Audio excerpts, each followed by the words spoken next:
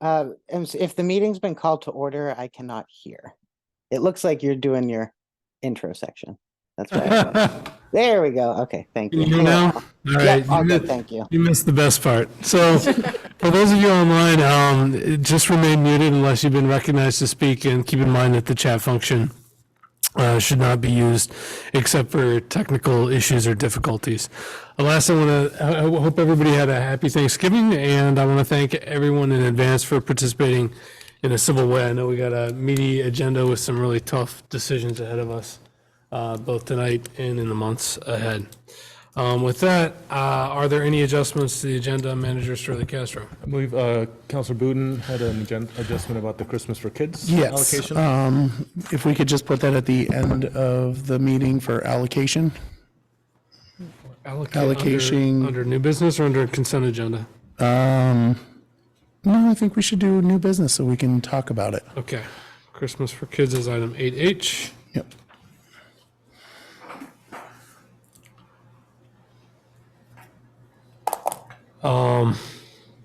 And are there any other changes you have? Not for me, No? no. Okay.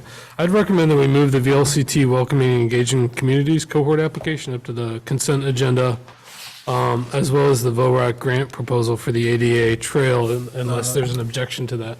The only thing I would comment, Mayor, is that the River Access Task Force was planning to come in and speak, but it's certainly up to council if you feel So comfortable with the materials. They want to, It's up to you. Yeah, it's up to you. okay, Yeah. all right.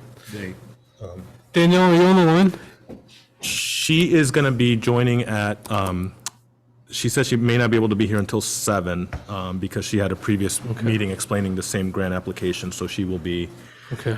we'll probably need to hold off on her. Well, I know we've been here past 10 o'clock a couple nights, and if you feel confident with and comfortable with that grant application and don't need a presentation, are there any objections to moving that up? For the river access? Yeah, Yeah, I'm okay with moving it up to consent agenda. all right, Yeah, that's fine. great.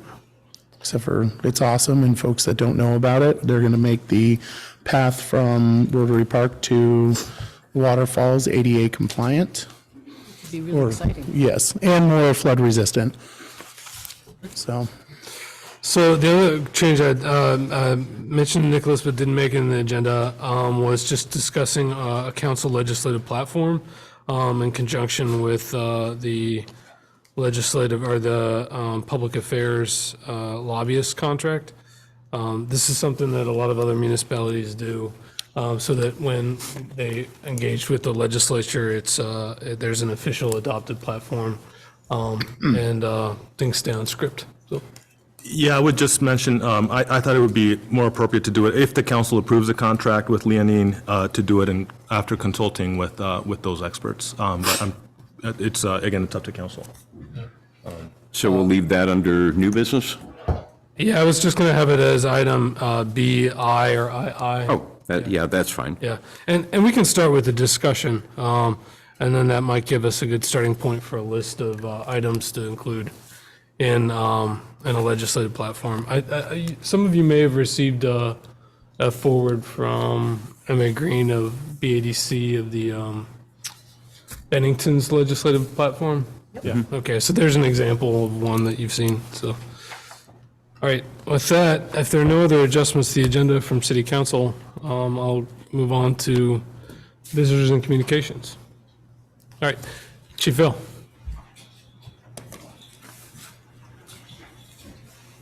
Hi, I'm Stephen Ristelli, and somebody else up before me? Oh yeah, Stephen, can I call on you next after the police chief raised his hand first? So. Yes, I'm sorry. Thank you. Hi. Good evening. Chief Barre, City PD. So as to not clog up the agenda, I wanted to take this time to introduce our mental health clinician who's embedded in our agency. I'll allow her to introduce herself. My name is Annie Casper. I am a native Texan and newly proud, not Vermonter, but transplant. So, I didn't know if there was any questions about the job that I do. This position was implemented to mitigate crisis response with the police and to make sure that people who struggle with mental health get the resources that they need. So, my position, from what I've read in the grant, is that I do education for the police force. I do statistics, and I do all the resource and the community networking that the police officers need, especially when helping people in crisis. So it's a pleasure to meet y'all. And if there's any questions or anyone needs any information from me regarding the parameters of my job, I'd love to answer. Councilor Chambel. Is it a full-time position? It is a full-time position, Good, yes. nice. Glad to hear that. To be clear, it's shared with Montpelier. Yes, So- Is this still shared with Montpelier? Yes, it's Okay. still shared. it is, yes, and I do recognize the need for more clinicians. It's always busy, but that's okay. Right, yeah.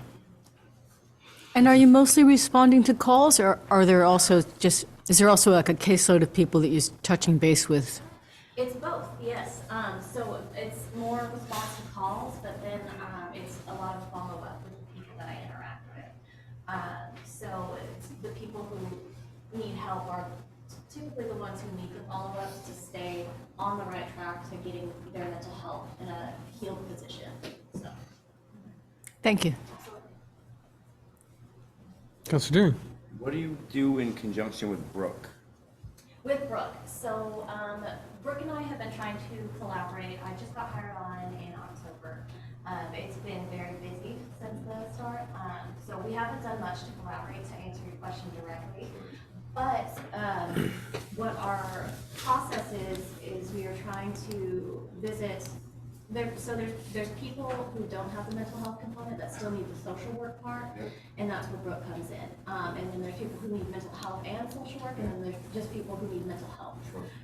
So it's kind of, it just depends on the situation. If we have a person who needs both resources, then we go together and we talk with them.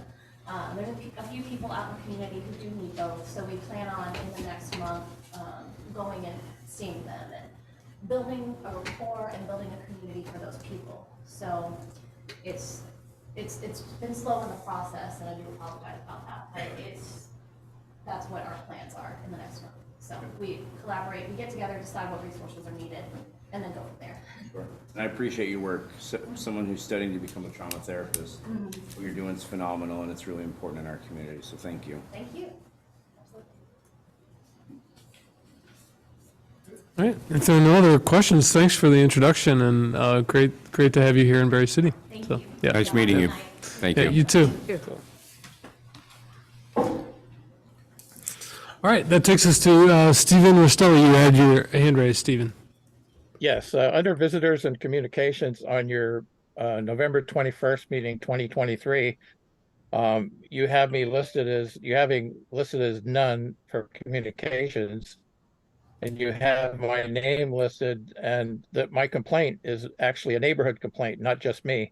A petition was signed on October 29th, 2020 by every neighbor on Orchard Street, Cherry Street, in that loop that comes down to my house on 26 Pond Street, about all of the problems that we were having with 2 Orchard Street with the ownership change. And I asked Nicholas to present some documents, actually to present copies of that communication. Do you have those? Nicholas? Yes, they're on the council's desk. Okay. I'd like you to distribute those so that each of the counselors sees them, or will that be possible? So we have a copy of the petition page. Yes, I'd like to read it into the minutes. It's dated October 29th, 2020. This was drafted by Herb Heath, who owns the property across the street from that. It says, we, the undersigned, have noticed a change in historical and non-conforming use of a warehouse located on Orchard Street, owned by Tom Lozon. The aforementioned change in use has resulted in increased unsightly outside storage filing, filling the parking lot and extending into the travel road's edge. Due to the storage and warehouse activities of Tucker Machine, company, significant adverse impacts have occurred in the neighborhood, including but not limited to the following. 1, Orchard Street is sometimes blocked or partially blocked. 2, activity continues well beyond reasonable quiet hours, sometimes as late as 9:30 p.m. through the week to include Sunday. 3, nails from uncrating equipment are consistently found in the road. One resident has picked up 4 nails in his tires on separate occasions. I've picked up some myself. I'm adding that as an annotation. Another neighborhood resident has been forced to ask people to move their vehicles so he can access and park in his own driveway. 5, noise from the skid steer used to move equipment is described as deafening inside the neighboring homes. The outside storage is unsightly and a blight to our residential neighborhood. We request that this outside storage activity cease and desist as quickly and as possible. Please see the accompanying signatures and ask yourself, would you like to have this situation next door or across the street from your own home in a residential neighborhood? There are 15 signatures on this document. It was given to the zoning administrator, who at the time was Heather Granfield, and nothing was ever acted upon. We never had the building inspected inside. I guess I should take that back. It took 3 years. It was Halloween of this year when we finally did get it inspected. There were the city manager, the zoning administrator, and the engineer came and looked at the outside of the building. They did not go in and inspect the building. The interior of the building has never been inspected to my knowledge. And Herb Heath, who initiated this, had looked at the property previously and determined that it was about ready to collapse and that the roof was going to need $40,000 to $50,000 worth of repairs. There was so much mold in the building, you couldn't even enter it.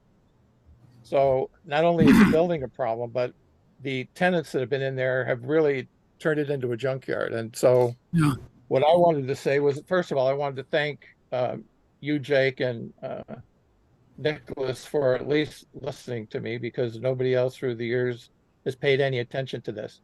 We filed complaints with what do you call it? The zoning people who look for problems, the enforcement. Code enforcement. They've done nothing. Code enforcement. Thank you. They've done nothing. We called the police. The police came out the other day because there were probably 20 lawnmowers, some of them running, and the fumes were actually went into Herb Heath's office in this building across the street, and he had to open up all the windows before he could even enter the building. So that's just one of the things. There's been so many over the years. These are absolutely neighbors from hell. Okay, I guess there's probably no other way to put this. So I just wanted the city to know and to put this on record. We've been trying for 3 years to do something. No matter what agencies we've called, nobody's done anything, and it's just been frustrating. Well, Stephen, thank you for bringing this to our attention. You asked the question if we'd want this in our neighborhood. You know, my answer to that would be absolutely not. It seems like a pretty straightforward change of existing use, and with noxious vehicles running all the time. You asked last week for a response from the city on what the enforcement action is going to be or what the next step is. And so do you have an answer for that? We are working through with the city's attorney. Jan and I received some feedback last week, I believe. It's a complicated issue. I spoke to Stephen this afternoon. And so What makes it complicated? it's looking back at the definition of prior use versus the previous occupants of the building. So there's. Could I interject something real quickly? The previous owner to that was Henry Bover. Henry Bover occupied the building to store his tools. He was a painting contractor. He had nothing to do with the retail trade like what's there now.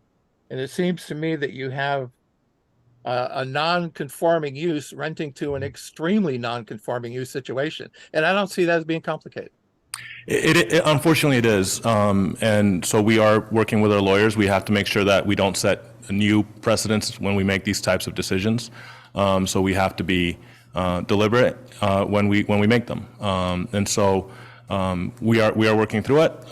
Janet, like I said, Janet and I got the advice last week. I'll talk a little bit in my report about the work Janet's been doing this week, which is why we are delayed, but we do have a legal opinion that we are working through. Okay, well, thank you. So will council get an executive session briefing on this matter? Or Not today. not today, but next meeting? We can try to, we can shoot for that. I think we can shoot for that. Yeah, I think that'd be helpful. Did I have one more And Stephen, question? I'm also, I think we've often talked about how to be a good neighbor in this council, and I know you've shared videos with me of people four-wheeling up and down your street.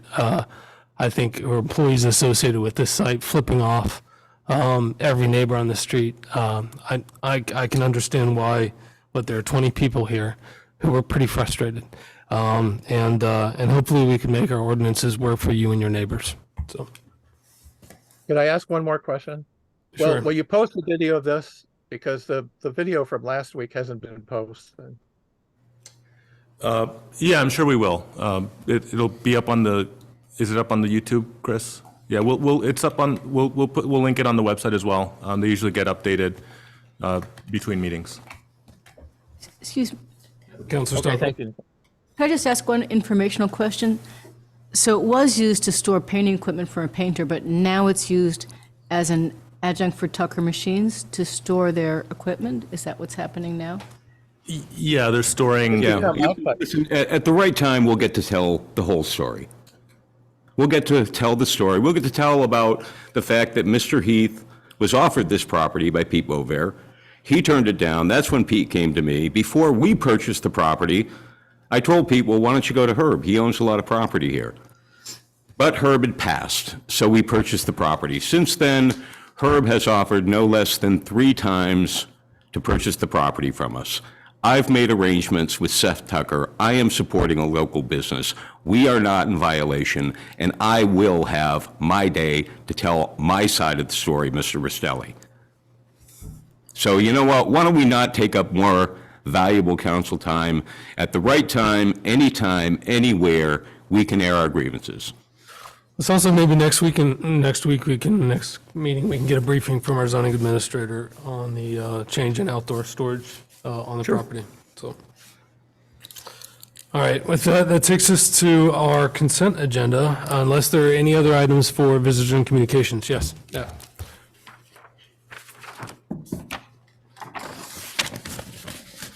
Yeah, my name is Alex Raven, formerly at 44 Pike Street. I just wanted to come here to speak to all of you about the situation that's been going on since I was evicted from my home. At the end of today, it will be 140 days since the Barre City Fire Marshal posted a red tag on my door. In the immediate aftermath, I was patient as there were others who were in greater need. 140 days later, there have been only delays, confusion, and no measurable progress towards a resolution. In early September, I was told that the geotechnical firm Sanborn Head and Associates was hired to create a cost-benefit analysis, and that this would be needed before a buyout could be approved, and that this work would be finished by the end of the month.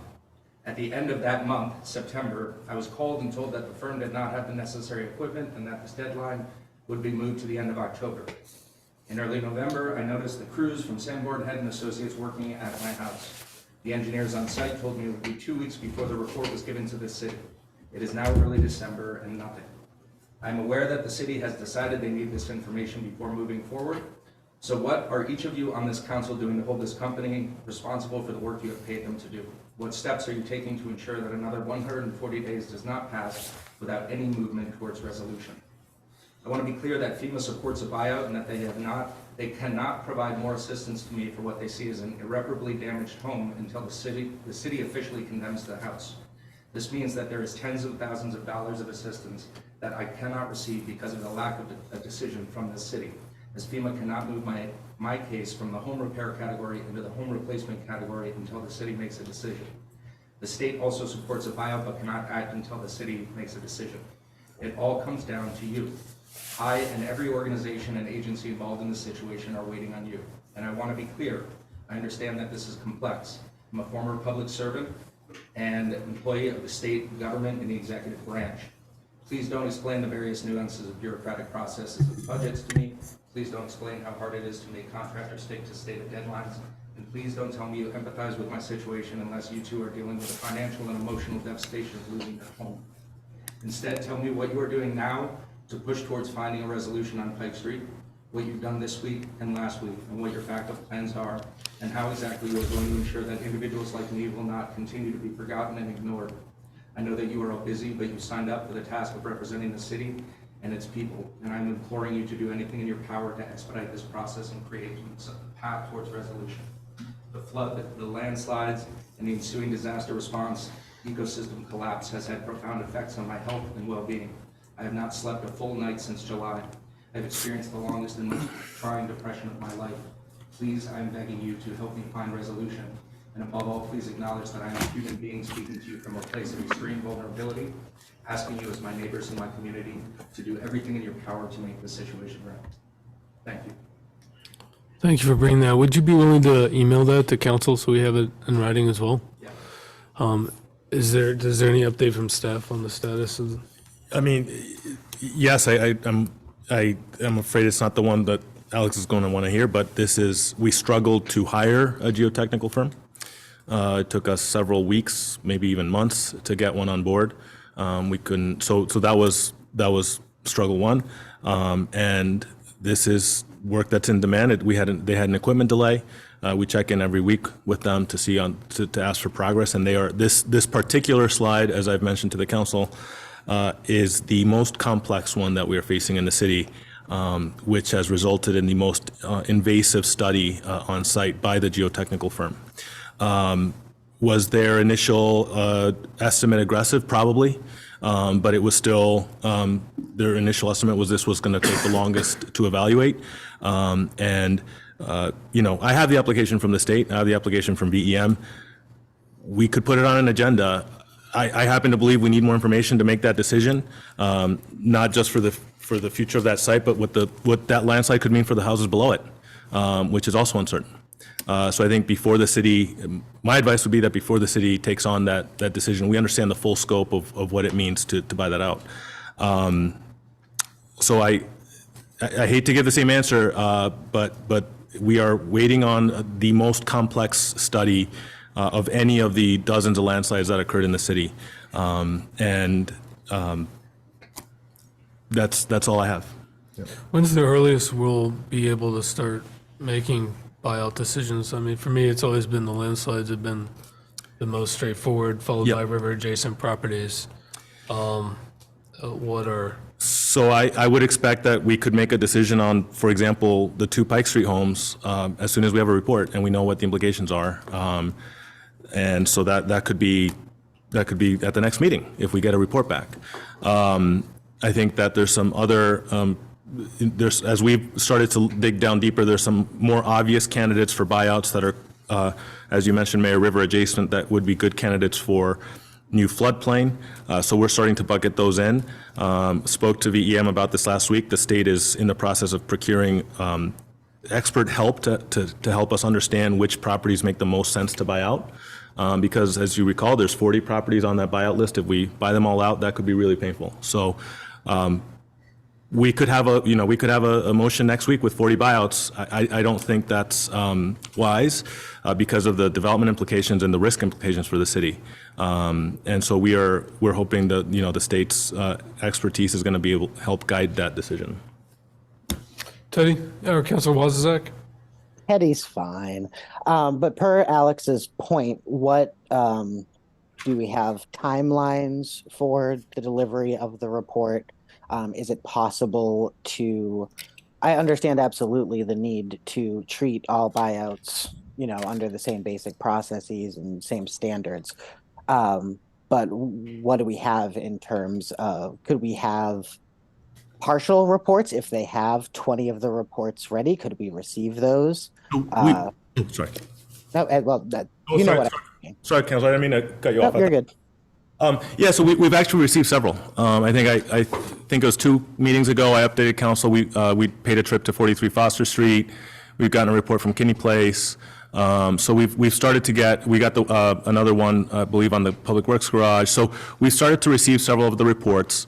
You know, it's very clear, you can go back to the memo in the contract that the council approved. Sanborn Head is blown by this deadline. That was caused by loss of, having no access to the equipment, and then the fact that this is a very complex slide to study. We could fire them. That's not going to help you, it's not going to help us. We have this problem across the board.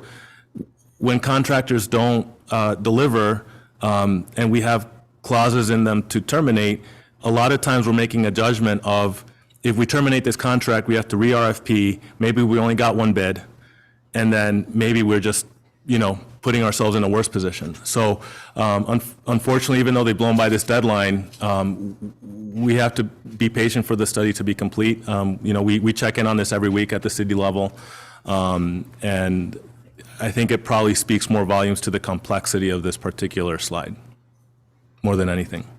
Councilor Stockwell? But if we say we took the two houses on Pike Street and we said, can the city declare them?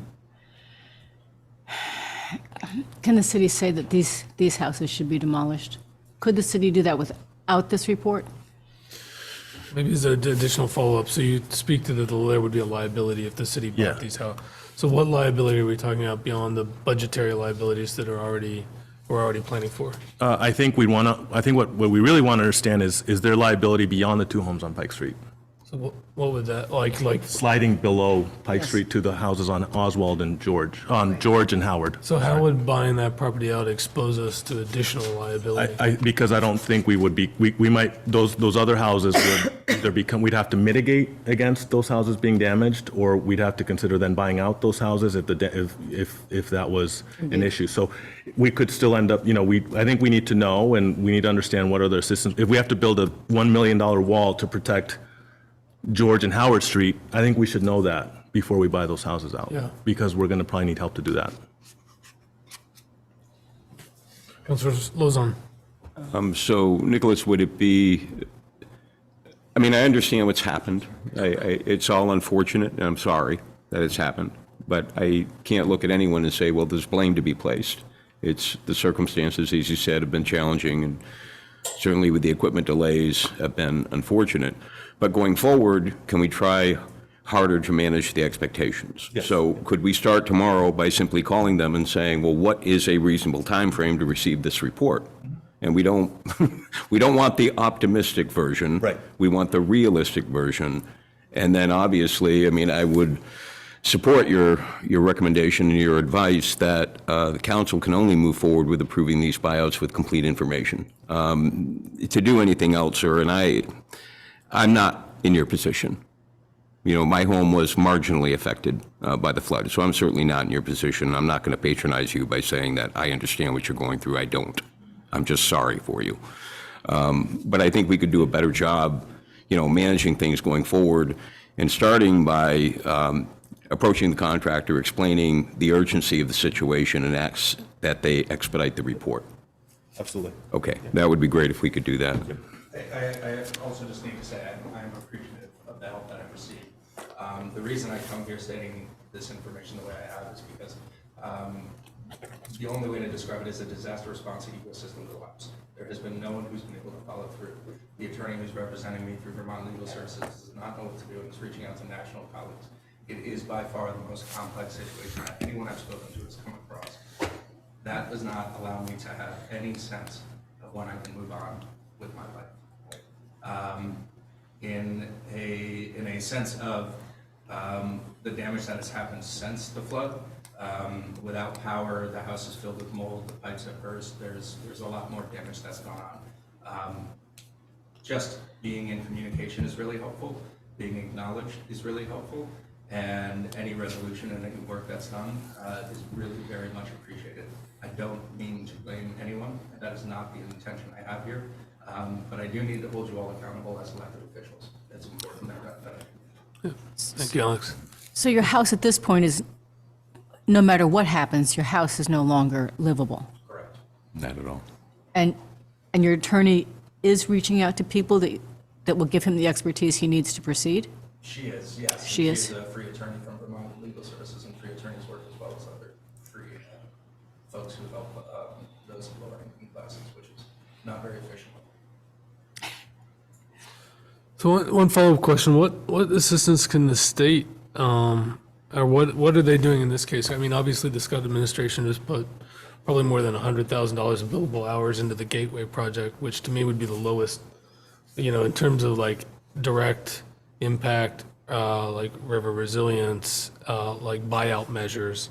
Those would probably be some of the lower priorities in terms of getting new flood mitigation capacity next to the river and addressing the landslides. Is the state offering assistance to move these projects forward?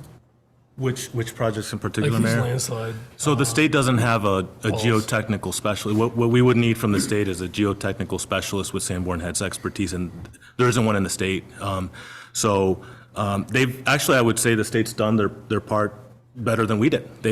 Stephanie has submitted an application. I have a full application for Alex's buyout in my computer, and all we need is a report. And that application is complete because VEM completed it. And so I think the state, on Alex's particular case, has done everything they need to do.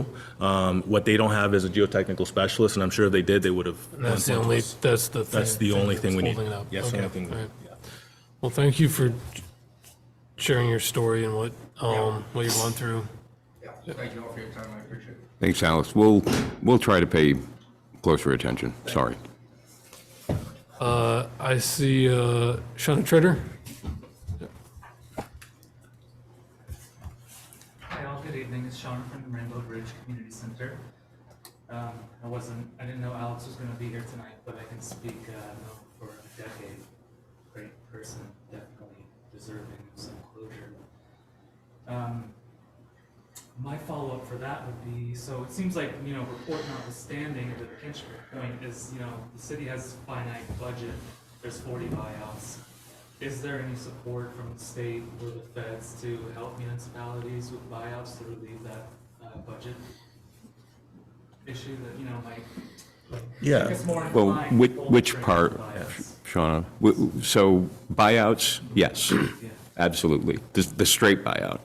But as Nicholas was saying, what's important to understand is what will the city's responsibilities be going forward? So for example, and to use Nicholas's example, on Pike Street, because of soils that continue to shift, would it be necessary for the city to, in addition to the buyout, which will be federally funded, would it be necessary for the city to build $1 million wall to protect the homes down below?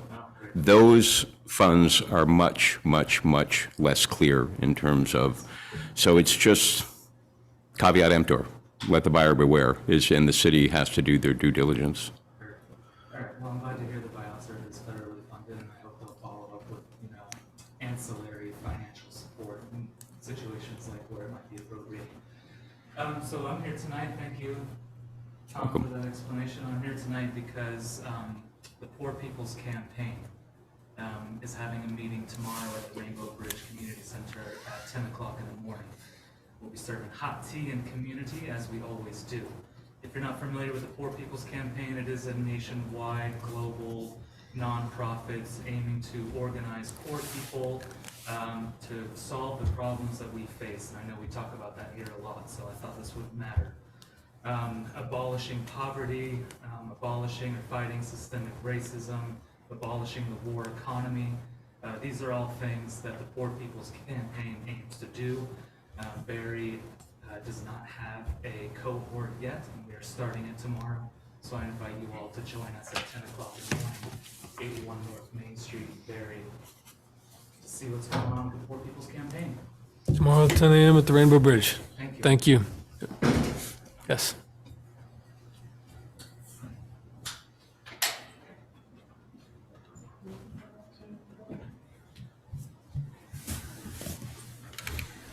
Hi, my name is Brandy Lucier. I live at 36 Pike Street, so I'm Alex's neighbor. My daughter, Shayla is here. I also live at 36 Pike Street. We have a multi-generational home that has been affected. So I'm hearing what you're saying, but it's kind of tough when you've been kicked out of your house and I'm paying my mortgage plus now $1,600 a month to rent. And it's affecting my grandson and his education. And we're living on the edge, so for you to say, oh, because we don't want to be liable to build the wall, we're gonna hold off on paying you guys, that's tough to hear. That's not what I want to hear. I understand you're a city, you have liability, and you want to look out for the entity that you are. But we're residents that have paid taxes for 30 some odd years. And I deserve more respect than that. I mean, I'd just like to speak to the fact that, yeah, it's not just a matter of, and I understand that you guys have responsibility to look at the bigger pieces, but I just like you to see a face that is the mother of a child who is now being put on the Spotlight Barre City School District to confirm his address, and I can't give them an answer. And it's potentially affecting the school district that he's attended his entire life.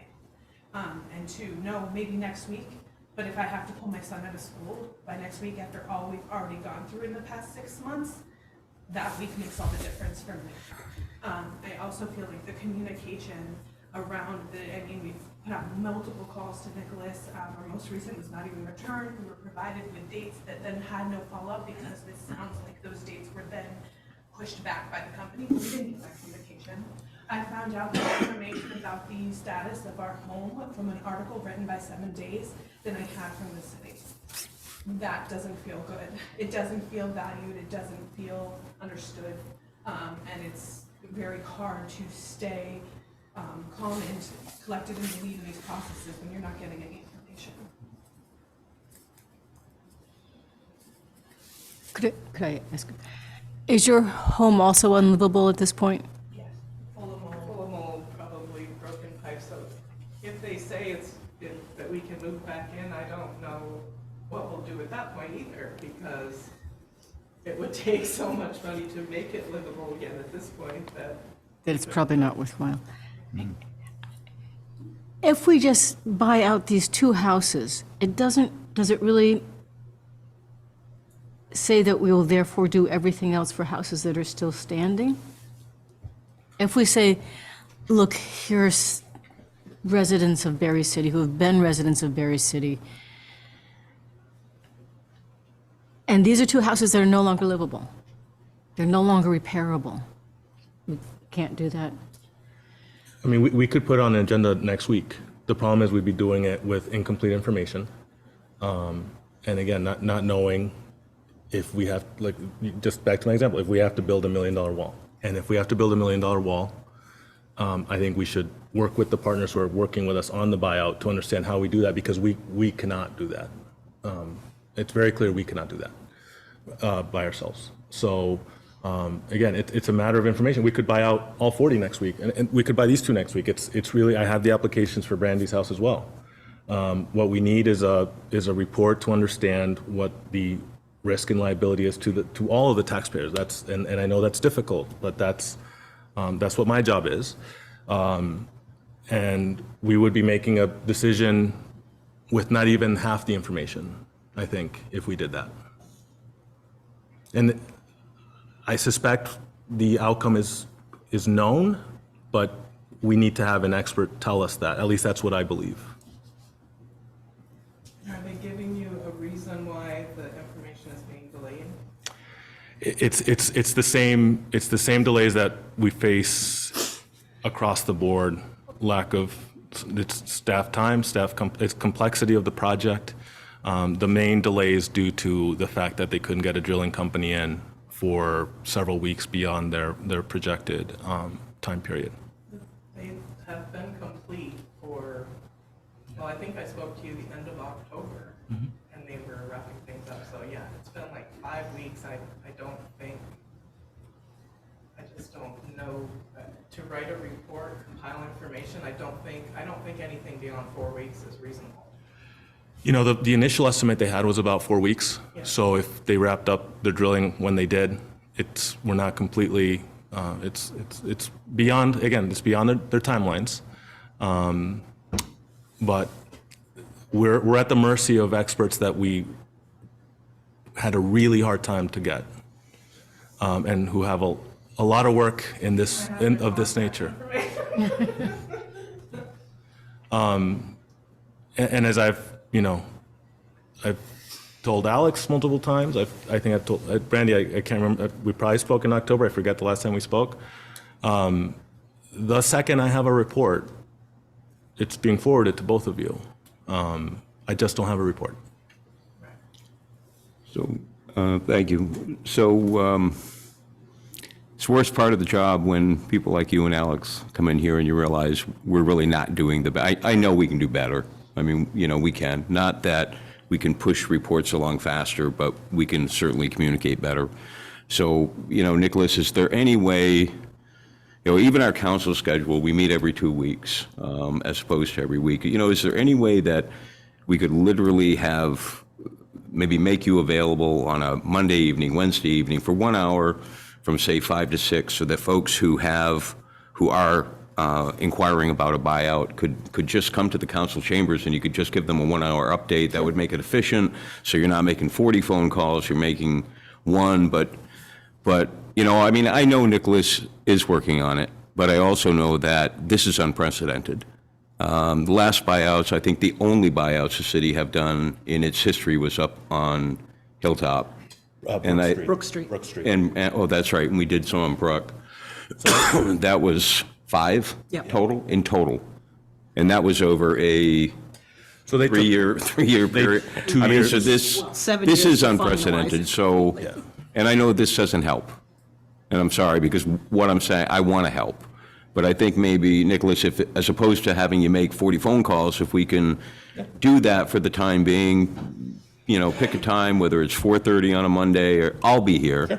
And just so that we can communicate, let folks know that, look, for the duration, someone from the city will be in council chambers at 5 o'clock on every Tuesday, unless it's, maybe we'll even do it on Christmas.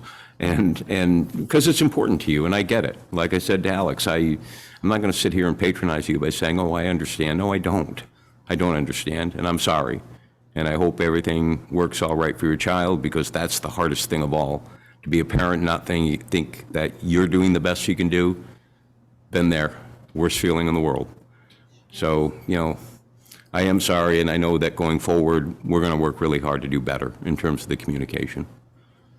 Okay, this may be a stupid question from a layperson, but if the original problem was caused by the flood, which it was, wouldn't FEMA have some responsibility for this $1 million wall so that they don't have to buy out? Because from what I understand, they're responsible for the majority of the buyout cost. They pay, so the buyouts are paid by the state and FEMA. The state will pay. There's a FEMA share and a local share. The state has offered to pay the local share. We have to front all the money, so that means we pay all of it up front, and then we get reimbursed. Don, we've not gotten reimbursed for a single project yet. So we submitted the first project 2 months ago. So I forget what the buyout amounts are for your houses. I'm just going to throw out a number. I forget what it was. Let's say 200, because it's the value plus demolition, right? So just to make the math easy. So that's $400,000 the city has to pay out, and we may not get a reimbursement for who knows when. Now we have a $3 million line of credit that Clerk Dawes helped us get, but otherwise we have no money to do that. And so just think there's 40 potential buyouts, right? And that's already $500,000. The wall is a different animal altogether, and it would have possibly a FEMA share, maybe not a FEMA share, state share, local. We don't know yet. We don't know what that is. And just to be clear, the wall is a hypothetical. It's a hypothetical. So it could be so zero. That's not. No one's saying. It could be zero. Come and give me an estimate for a wall. Yeah. FEMA gave me $40,000 to put up a wall, and I said, I don't want that. It's not going to help. Yeah. I'm not going to move back into that home. I won't feel safe. So I didn't catch their check. I was like, no, it's not.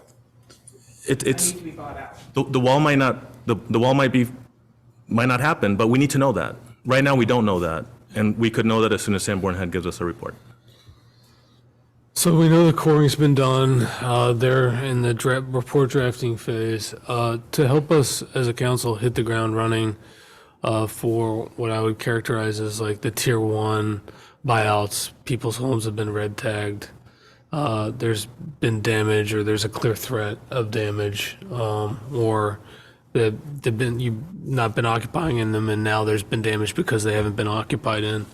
Can we start getting briefings on that and how the financials work ahead of time? That way, when we get those reports, we can have an emergency or special meeting and get through some tier one buyouts. Yeah, I mean, I think we need, we could certainly do that. I mean, I think we have an application for these two homes. These two homes, as soon as we have a report, we could do it, we could warn an emergency meeting and do it then. So on the other ones, you know, we're working with VEM to get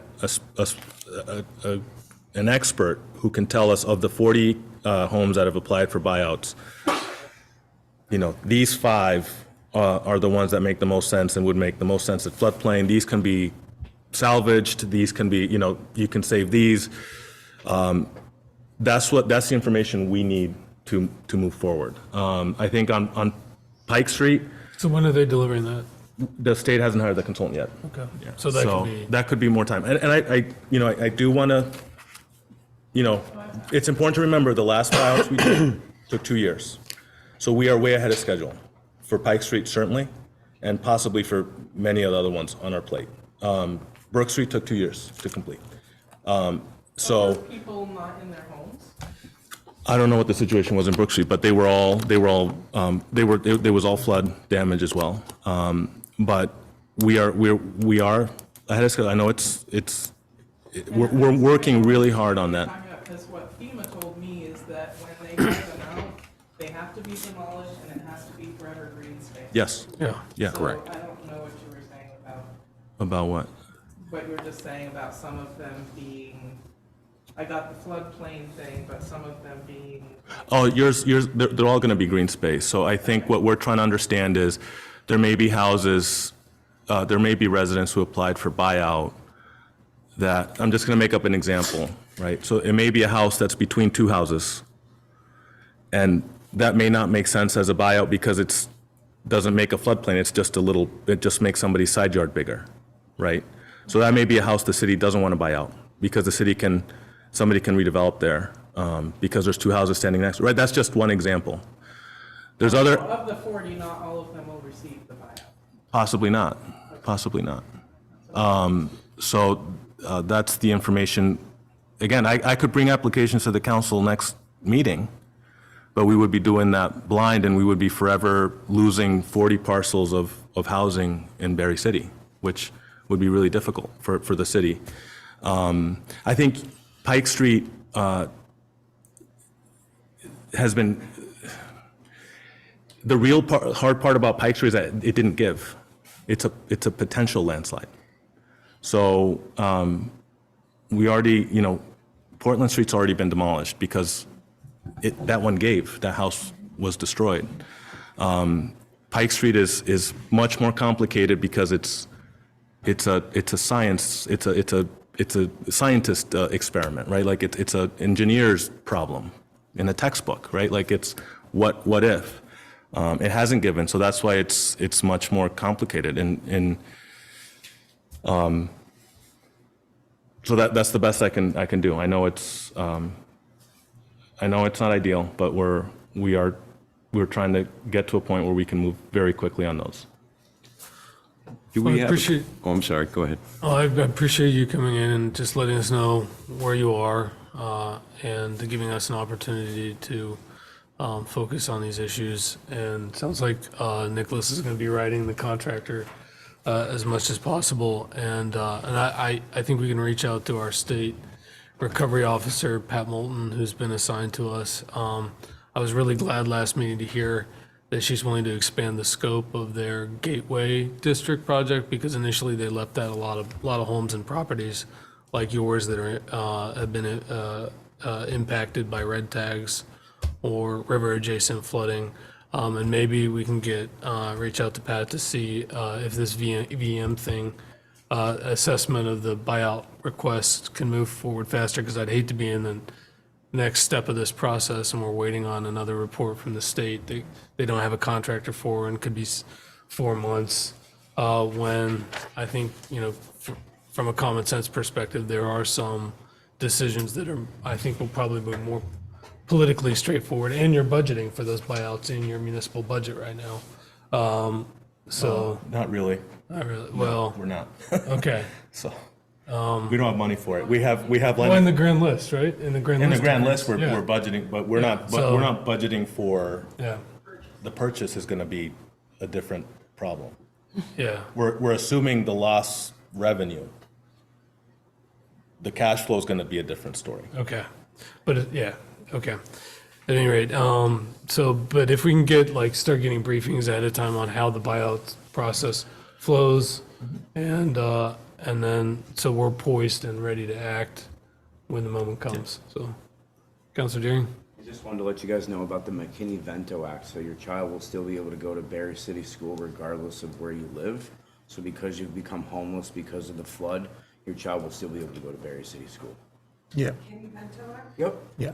And if you have any questions, Right, well, so that's the thing, is we actually became apartments, and so that apartment deal housing kind of just changed now because we are technically residing there, even though we lived in a student disaster, but I'm getting a different answer from the school district. if you speak to Brenda Waterhouse at the school, or even Chris Hennessy, the superintendent, they'll square that stuff away.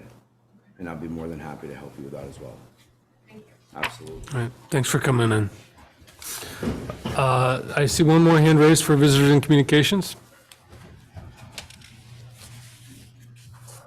Hi, Amy.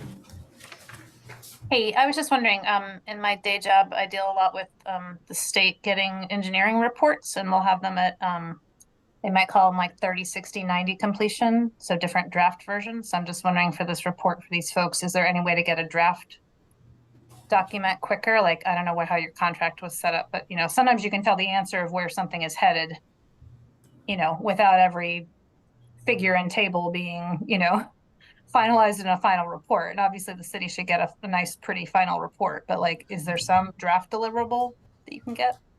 there weren't draft deliverables in the contract. I mean, we can certainly ask them for it. Again, this is my opinion, but I'd be hesitant to move forward without just a real solid report from the contractor, given the implications. But the contract itself didn't have interim deliverables on I think there were 8 or 9 reports built in, so there was just final reports on the 8 slides. Yeah, I just wonder if you could push them, given that the timeline slid, which is not their fault, but what's the minimum report you guys need to make a decision, as opposed to having a perfectly polished report? Because sometimes you get the answer, at the 90% report. So just a thought. Thank you, Amy. And Nicholas, this is tough for you, and I'm sorry for everyone. But I want to be clear that until we have a final report, I would not vote this issue. I want to help folks. I want to see them move forward. I truly do. But we're also responsible to an entire constituency, as much as we want to advocate for the 40 who are holding their breath, waiting for the buyout. And it's really important that, as you said, we make decisions with all of the information. And I think I'm anxious to help people too, but we have to look at our entire responsibility. So just wanted to say that, and I know this is tough on you, sorry. Yeah, One of the easy parts of the job, right? Yes. Sean Tritter. Sean, again, thank you. Sounds like the money's not as clear cut as I originally thought. There's still going to be a lag time between what the city can do, because it's a reimbursement situation, right? We know the total value of the 40 buyouts. We do. I don't have it on And the then, top of my head. How Yeah. much of the city could that actually buy at one time? Half, a quarter, 2 properties at a time? I mean, there's going to be a lag time, so there needs to be more flexibility on the state and feds to prevent this. And second, if we know that buyouts take 2 years and we have 40 buyouts, where are the god dang FEMA trailers to house our displaced people in the 2-year time? Thank you, Sean. All right, so that takes us to our Were you consent going to agenda. address that, Nicholas? Yeah, I mean, I would say, I mean, Sean, the money is not the city has robust borrowing capacity. We could literally affect all 40 buyouts. You know, that's just the time value of money and borrowing. And we know that we're going to be reimbursed. So that timing isn't so critical. FEMA trailers, all I can tell you is the city's been very cooperative. We've pointed out a number of private parcels and public parcels that are available, and for whatever reason, they didn't make the cut. So I can't speak to that, what FEMA is thinking. yeah, FEMA asked for minimum 3-acre lots connected to sewer, water, utilities out of the floodplain. So there's really nothing that fits that category that they were willing to build on. We showed them the auditorium, they didn't want to put them there. So that's just not an option. In Barre, I know they're going up in Montpelier, although much more slowly than they anticipated. And again, I've been critical of the state when I've needed to be. I was critical of the state this summer with the homelessness issue. I just have to say, I don't have criticisms of the state on the buyouts. They are paying the local share of the buyouts, so they don't have to do that. The local share is either state or city, and they're paying that. So I will be critical of them when needed. I don't have anything to criticize them for on this this part of the process. Yeah, no, I'm super grateful for doing that. It's awesome. Yeah. And I know we can't affect FEMA here directly, but I just want to make sure we're all raising our voices up the chain of command here. Obviously, there's a gap, and the FEMA thing is not feasible for us to do that. We know that. So then what? What? It's just a dead end. They don't do anything after that. Like, if Peter and other representatives are listening, like, come on, let's get loud and try to do something, because it was going to be a dead end from the beginning to say 3 acres. You know? All right. So we have a consent agenda. We have the approval of the regular city council meeting minutes of November 21st, 2023. And clerk tells us if that did omit Mr. Rastelli's comments. So are you able to add that after the fact? Yes, but I'll go back. I know that I referenced him in the minutes, but I'll go back and review them and review the tape. And so what I would say is that we can say approve the minutes as amended as needed. Okay. All right. As amended as needed. We have the city warrants with the ratification for the week of November 29th, 2023. The city warrants from the week of December 6th, 2023. Do we have any licenses or permits today? Nope. We have approval of the city fee schedule changes associated with electric vehicle charging stations as discussed, introduced a little bit last week. We have the ratification of the approval of the documents in Resolution 2023-13 for the revolving loan fund. And that's for the state clean water revolving loan fund. All right, yeah, then the same thing for the approval of ratification for the approval of free downtown holiday parking through January 1st, 2024. We have 2 errors and omissions related to Association on Land at Zero Country Way and Zero Westwood Parkway that should not have been assessed, so this corrects that. Approval of the annual Snowbees Snowmobile Club landowner permission form up at the cow pasture. The application for the welcoming and engaging cohort from the Vermont League of Cities and Towns, and the VORAC grant project proposal for ADA, for the ADA Trail Grant presented by the River Access Task Force that requires no match. So moved.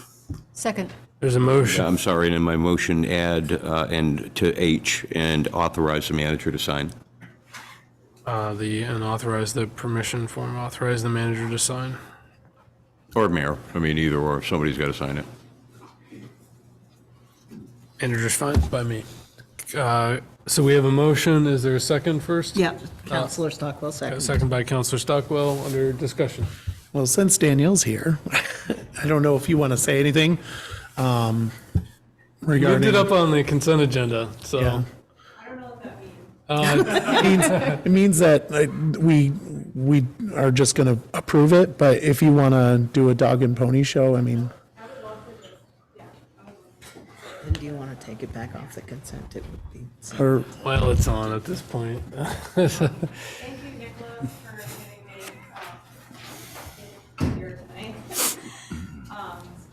pretty quick turnaround, so our grant is due on December 15th. So we are partnering with the Friends of the Winooski River because will be our fiscal agent and the project manager and administrator as well of this grant. So it's the Vermont Outdoor Recreation Community Program grant. I'm sure you've heard about it in the news. I think there's like around $2 million that's been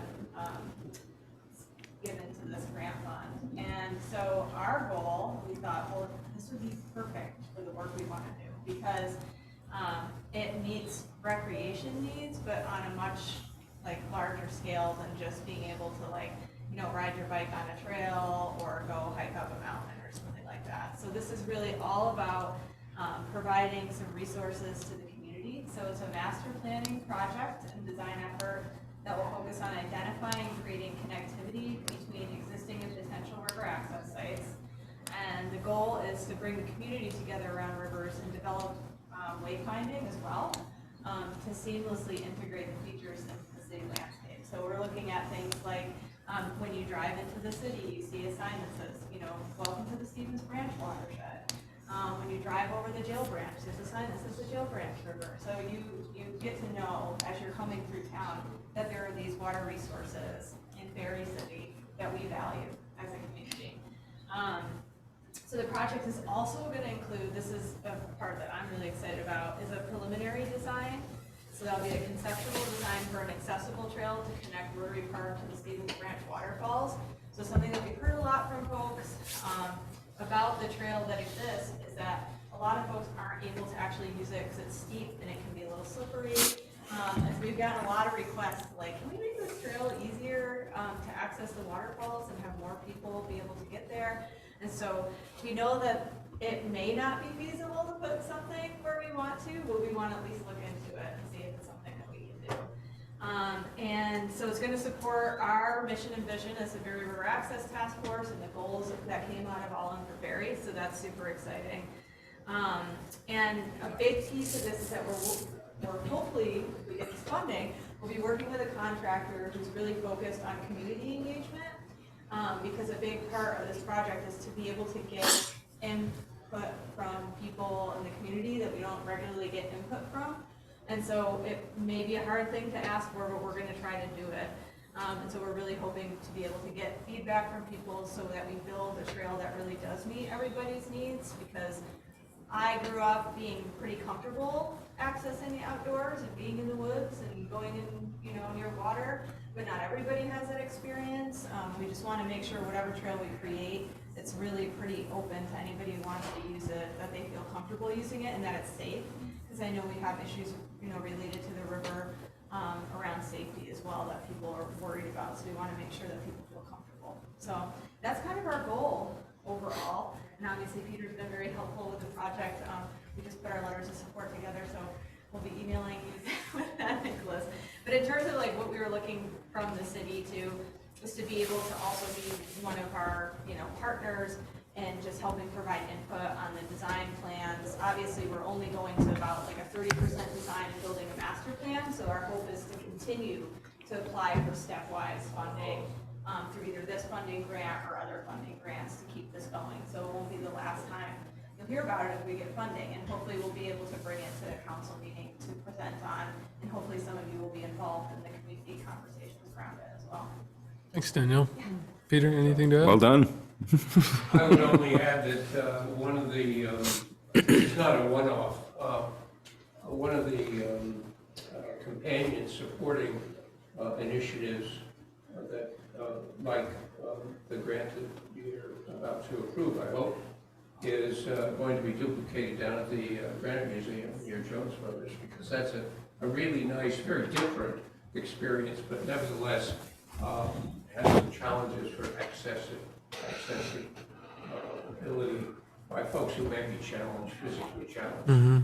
And that's our next step, is to move down there, because I'm on the board and they've supported this idea and using that property as a point of access. That probably is the next iteration once this proves out at the waterfalls in Rotary Park. That's all I can add. This is the beginning of opening up the river, I think, I hope. Well, we're lucky to have such an expert crew on this. I remember Danielle and I first met, I think, must have been 8 or 9 years ago, and I was trying to do an ADA trail, and we were up at the Westford Milton town line, and you were digging and found a lot of wetlands, and and I learned a lot. I learned a lot along the way about wetlands. So, yeah, so great that you're involved with this, and thank you. Any other discussion for the consent agenda or this item? I'm so glad to hear that you're going to continue it to the Granite Museum, because that's a great natural area. It'd be wonderful to make it more accessible. Thanks. Thank you. All right, so we have a motion and a second. All those in favor say aye. Aye. All those opposed? Aye. The ayes have it. The motion carries. Consent agenda is adopted. That takes us to the city clerk and treasurer report. Just a couple quick things. The water and sewer bills were mailed out the end of last week and are due by January 2nd because the end of December falls on the weekend. So January 2nd will be the due date for the current water and sewer bills. And then the other thing is that you all know that the Board of Abatement, we've been working on building an application process associated with the requests that have come in from flood-affected properties. The applications went out to the list of requesters the end of last week, and I've started to get some of those back. Also had a conversation today with Representative Williams, and he and Representative Anthony, along with others, are working on drafting some legislation that'll help assist with emergency-related grouping of abatement hearings, as long as people still retain their ability and their right to have a hearing to be heard. But it's good that we're working on creating this emergency-related way to hear larger groups of abatement requests. We obviously won't wait for the legislation to happen, but we'll certainly be working within the parameters that are laid out in statute as we move forward with hearing these larger numbers of abatement requests than we typically do. So keep your ears peeled and your eyes peeled for when we start scheduling things. So that's all I have. Thanks. Any questions for Clerk Treasurer Dawes? All right, hearing and seeing none, that takes us to the Liquor and Cannabis Control Board. Nope. We have nothing there, so we now have the city manager's report. Thank you, Mayor. This week I had Janet has been working very diligently on the substantial damage letters, and they'll be going out this week. Just as a reminder, this is a FEMA designation for properties that were damaged either greater than 50% of their assessed value or $50,000, whichever is lesser. Thank you. So we're sending out quite a few letters, and this has gone up since our initial estimates. And there'll be about 96 property owners receiving a tentative substantial damage determination letter. And the reason there's so many, we've been collecting all the information we had from multiple sources. This is from walkabouts that Janet did with the state's floodplain manager, code enforcement, fire department, just data that we had generally from some of the cleanups that occurred, and just visual inspections of the areas that were hardest hit. So we were advised that it's best to cast a wider net. The reason these are tentative substantial damage determinations is because many people have not submitted permits that would help Janet and Michelle make that determination. So we gave the council forgave fee or waived fees, permit fees in the initial stages of the flood. We still advised people to come and get their permits. They didn't. So we are now asking people to come in retroactively and do that. That'll help Janet, Michelle make the determinations of whether those thresholds were crossed and whether the tentative comes off that list or off that determination, or if they are no longer on the list. Period. So residents who receive it will be asked to respond to Janet and Michelle by December 31st with documentation about the repairs at their home, come get their permits retroactively. If residents do need more help navigating the process, we've included language from Barre Up that they're willing to help people understand the letter, understand the process, understand the permitting process, apply for programs that help with rebuilding. So any assistance they need, that Barre Up's willing to help them with that. So we've connected them on that front. So just really encourage those residents. And this is the numbers are high, as I mentioned, 96 property owners. It's about 2.5% of the structured ballpark, which is consistent with, sort of the budget assumptions we're making about the grand list, which was 3.6%. So anyway, so just please be on the lookout for that. We're going to put this up on our banner on the website. We're going to put it on our social media tomorrow, and encourage residents to receive that, if they haven't already, to get their letters and their documentation into Janet. The list also includes all the buyouts.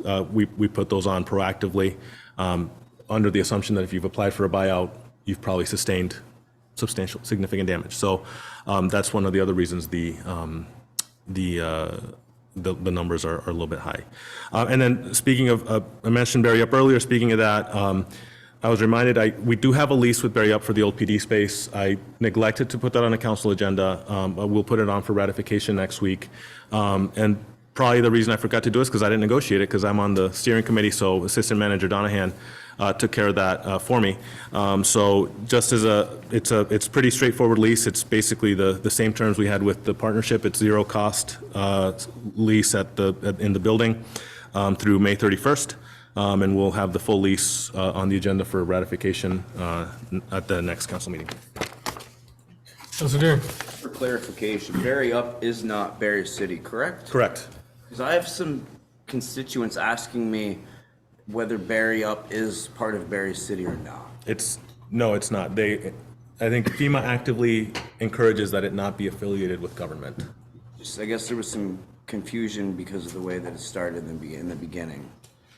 Yeah, no, so I sit on the steering committee because of close collaboration, and so that there's, if there's needs the city has or is aware of, or what have you, but it is a separate entity from the city. There's no, the only relationship is my appointment on the steering committee, which I've been talking to Tess that it might be more appropriate for her to take my spot, and the lease, which is a no-cost lease for space already in the building through May 31st. Do we know what their plan is after May 31st for a lease? No, I think at that point we'll all evaluate it and see what kind of work they're doing. If they're doing more construction management work, I know Barre Up's working with Youth Build on really focusing on that part of the needs. That can't be a construction office. Right. That's not what, won't be for materials or any of that. It's not suitable. So I think we'll evaluate the need at that point. I think that the space there was really envisioned to be a drop-in center, which hasn't materialized. The idea was to have Capstone put a person there, Agency Human Services put a person there, Turning Point, Washington County Mental Health, right? I'm not asking them to hire people, but you can send a staff person with a laptop, there's Wi-Fi, you can work, and if people drop in, you can help them. I think for various reasons that hasn't materialized, but that's what it's more suitable for, right, is that kind of activity. It's not really a construction office. Okay, thank you for the details. Appreciate the clarity. Of course. Any other questions for the manager? One question related to people coming in retroactively for the permit. So let's say they've done, just to anticipate what the type of emails the council might get. People have coming in retroactively for a permit and they haven't done the work to the standard. That's, obviously going to be something the council's likely to get an email about. But they clearly haven't been in compliance with the regulations. And if we don't enforce the regulations, is it correct that people could lose their flood insurance? We could lose our enrollment with the National Flood Insurance Program for failure to enforce federal standards, right? Yeah. Okay. And that's in the letter. Yeah. So just in case, if people get these, have done work and then it doesn't meet the standard, we need to defend that decision for the permitting department. And I think that's, Jen and I can send a template of the letter once it's done. We are doing some final edits today. We can make sure council has an example of what residents are receiving. And on the 97, so we've been, from the substantial damage, we'd been seeing in the 50 range. What if all 97 come back? Yeah, so it's a double-edged sword, right? I think we have to take the information we have based on what was observed, what we observed, the buyouts, the results of the walkthroughs with the state floodplain manager, and the information that we got from the relief groups that were out working in the area. So our advice was to cast this type of net. And what we hope is people, just respond and bring in their their information.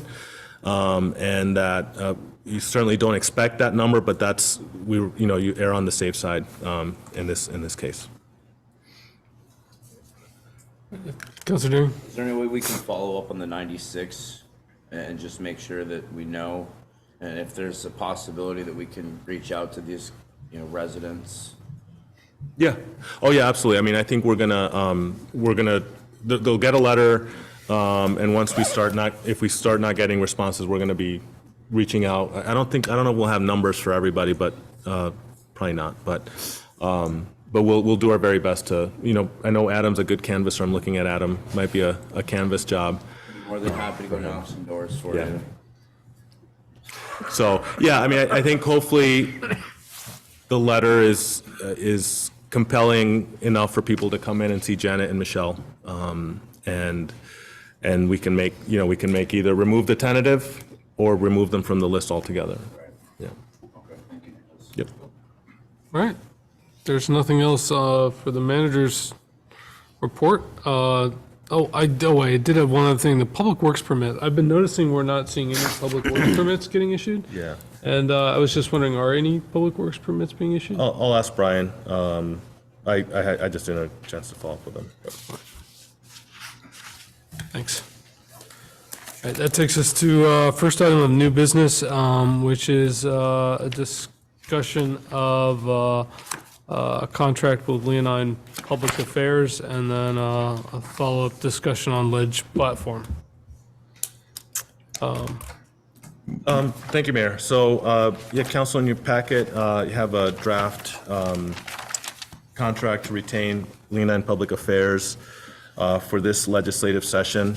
Normally, certainly my first session last year, our interests, I know, represented by many of you. VLCT, I know Clerk Dawes and I did some testimony related to TIF, which was really our big push last year. I think this legislative session is unique in nature, to say the least. As we talked about last week, we're making a substantial ask funding-wise from the legislature. And so I think we would be wise to be represented by professionals at the Capitol. I know this is spending more money, but if spending this $15,000 in any way helps us increase the odds of getting the money we need on the other end of it, I think it's a worthwhile investment. I know we have Nick Sherman is on from Leonine, and I know Nick can answer any questions specifically directed for the firm. But just bringing this to council because I think the challenges are unique this year for representation in Montpelier. Councilor Booton? Yeah, a question for the firm is, so if Montpelier and Barre are going after housing funds, what kind of conflict does that bring to you? Because we're talking, we're contracted with you, and so is Montpelier. If Montpelier is going after a housing development, like on Crosstown Road or something, and we're trying to get the same kind of funds, you're going to be struggling. Who do you advocate for if there's only so much? Good question for you, Nick. Yeah, thank you. And just to introduce myself, Nick Sherman with Leonine Public Affairs. I think it's a good question, and if and when conflict arises between any of our clients, it's our policy to address them head on. I will say, I think in this situation, when we're looking at going after state funds and appropriations from state government for the city's needs, in all likelihood, that's going to be in the form of a broad appropriation to support all affected cities and towns, or an omnibus bill that would do the same. And I think what we're going to be seeing is, in all likelihood, appropriations that could be, once they're finalized and approved, applied to both cities in your example. So I don't anticipate that kind of conflict. And that's just to paraphrase, and that's because the appropriation would be generalized enough that it wouldn't be like a direct allocation to a municipality. It would be an appropriation for flood impacted municipalities under some type of allocative formula. I think that's likely. And again, if the discussion were to really narrow down to specific communities in a way that presented any sort of conflict, we would have to address that. Does that answer your question? Yeah. I mean, my issue with this is also, we already have 5 lobbyists at the State House. Well, I mean, you've got Ann Cummings, Andrew Perchlik, Ann Watson, thank you. Peter Anthony and Jonathan Williams. They're there to advocate for their communities. And I'm just concerned that we have to hire somebody to do their job, which is a problem for me. And I actually don't know if we have to. And I understand that we did it for TIF, but TIF was a little bit different than this one. This is something that it's not. Never did it for TIF. Well, didn't we, City Place, sorry, City Place. yes. All melting together from that time period. Yeah. But that was a specific, very specific thing. And that's my problem with this, and that's the reason why I'm going to be voting no, and that's okay. Please don't. Councilor Wozniak? Thank you, Mr. Mayor. So, historically, I've been against hiring a lobbyist for the city because I think here on my Zoom screen and in council chambers, we have we have a good team. We have a good delegation. But as we've discussed before, this is when the energy is in the State House to do real flood recovery work and to really focus on this disaster. And I don't think that we are, bringing Leonine on to do the jobs of our delegation. I think we have a great delegation that does a great job advocating for the city. I view this as sending them reinforcements. Nicholas is going to be in the State House advocating for us. I'm going to be there advocating for us. We need all hands on deck for this moment. As through the budget PowerPoint that we saw last meeting, we need every dollar that we can get in state aid. And the more folks that we have in the State House on a regular basis saying, don't forget about Barre, don't forget about Barre, don't forget about Barre, every one of those conversations matters. And the only thing better, I think, than having 5 people in the State House advocating for us is having 10, having 15, having 20.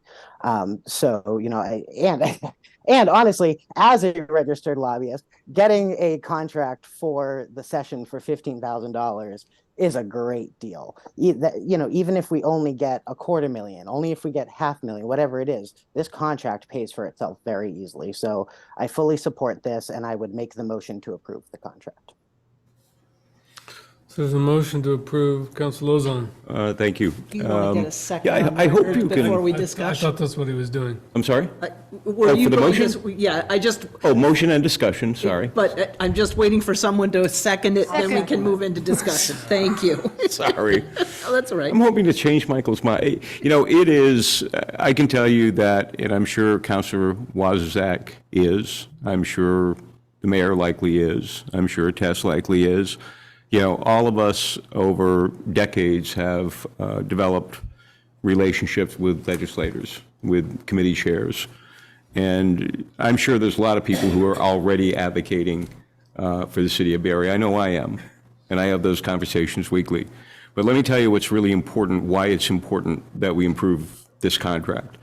Because often municipalities are inadvertently or advertently omitted from a bill in the blink of an eye. Somebody has a bad day in a committee, and all of a sudden, a vote that you thought was a shoo-in all of a sudden goes sideways on you. So while I may check in with committee chairs, I may check in with legislatures, and others may do the same, it's really important to have boots on the ground 24/7 in the State House. It's really important to understand what's going on, because it is, money-wise, it's going to be a very difficult session. You know, we saw the projections on the state education fund rate. You know, that's just sort of a precursor of difficult discussions to come, and it's really important, and that's why we were successful, Counselor, with City Place.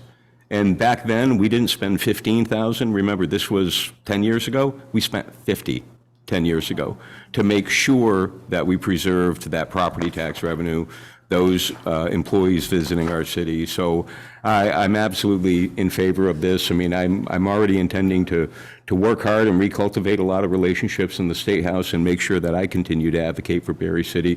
And the only thing that I would point out is that with regard to our senators, they're representing Washington County, not.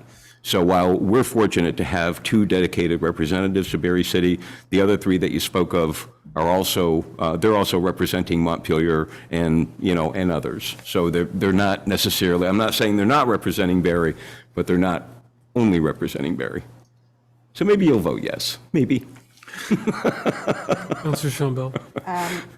I also agree with doing this because there's a point where you have to invest in yourself or in the city. And I think at this point, things are so bleak and challenging that we need as much help as we can have.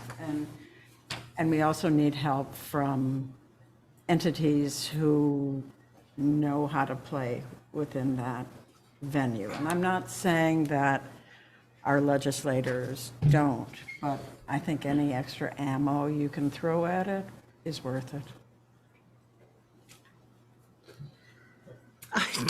I'm the chair of the legislative committee for the Clerk and Treasurers Association, and I work very closely with our lobbyists. We've got lobbyists. And I've come to realize over the years that I've been working that there is tremendous value in having having people who have their fingers in all committee rooms, in the cafeteria, everywhere. You know, legislators are assigned to committees and may not know what's being discussed or how a discussion is going in the moment in a different committee room. And so having those people who are there, the boots on the ground, as is mentioned, who can reach out to you at the drop of a hat and say, this committee is right now having this conversation, send a message, send an email, log on so you can view it, or come on down to the State House, is really valuable, because those decisions do happen in the blink of an eye, and having that point of contact is really important. Man, when Carol's like fighting for something, it would make me really. I'll take it if I can get it. The question I have is about the scope of services and the council adopting a legislative platform. And so clearly I understand that Leonine is going to be focused on our flood recovery needs. But certainly there's a broad scope of things that are likely to affect or be of an interest to the city. So how do you work with other municipalities, and is there a limit to which issues you'll advocate on if this contract is approved? And what's the best way for this council to give instructions on our boundaries about where we do and don't stand? That's a question for me. Yeah. So I think in the discussions that we've had with you thus far, the primary goal is to work on procuring funding around flood recovery. That said, we keep an eye on most, if not all, issues that affect municipalities. And I think what we would want to do is we'd want to work with you to understand where your further priorities might be. And then that'll help us, pinpoint where we need to focus. And we would do that. We find that it works generally best if we have a single point of contact in our shop with a single point of contact with the client. And that usually allows for information to flow back and forth most efficiently. But we're willing to work with you however makes the most sense to you. So if that's giving updates to a subcommittee or full council, whatever works best, flexible on how you do it. That's great. So the scope of services can include more than flood recovery, in other words. Yes, if there's something else that you're interested in, we want to help. And then is Montpelier adopting a platform like is common among municipalities, or are they just using Bill to instruct you under their contract?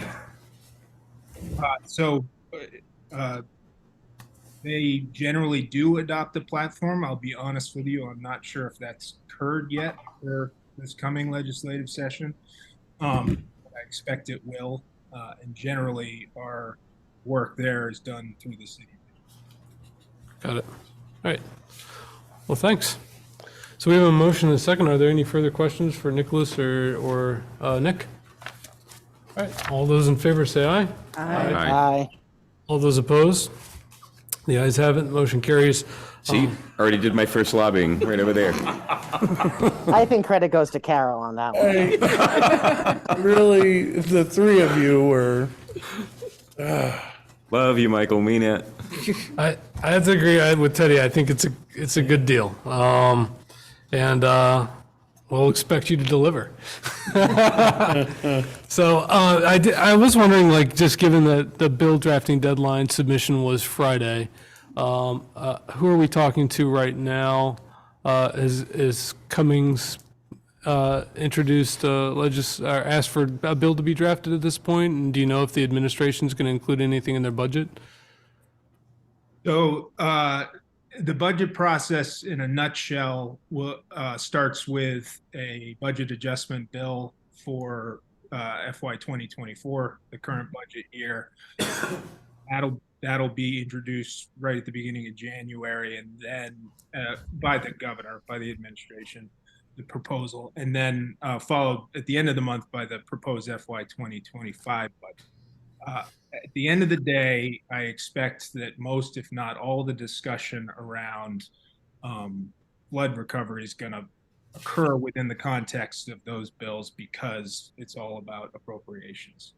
I have heard, I'm sure, and I've heard rumors that there may be other independent pieces of legislation that will be introduced. I don't have anything specific on that. I expect that there likely will be, and potentially by members of delegations representing very affected areas. But I have not seen any bill draft yet related to that. At the end of the day, any legislation that's moving likely will be incorporated into those budget bills because that's just procedurally the way they generally do it. But legislative leadership and certainly the governor and delegations representing the hardest hit areas have said that, flood recovery and finding relief for individuals and municipalities affected by this is a top priority. So I think we're going to see the discussion happen right out of the gate. Great. Thanks, Nick. Well, one of the reasons I wanted to talk about the legislative platform, well, one, you're here tonight, so that makes it a little bit easier, but also just to get us warmed up for the session, given the number of needs. Some of the issues that I think should be on our legislative platform and would invite other counselors to add to this list would be our charter. We're likely to have, I imagine, some charter provisions that are going to the legislature. Of course, the flood recovery, including revenue loss, resilience planning, and I'd like to have some look at critical community facility investments when we look at our public works garage, the vulnerabilities of our public safety building, the impacts here to this municipal building, that those public first responder locations are not forgotten in the mix.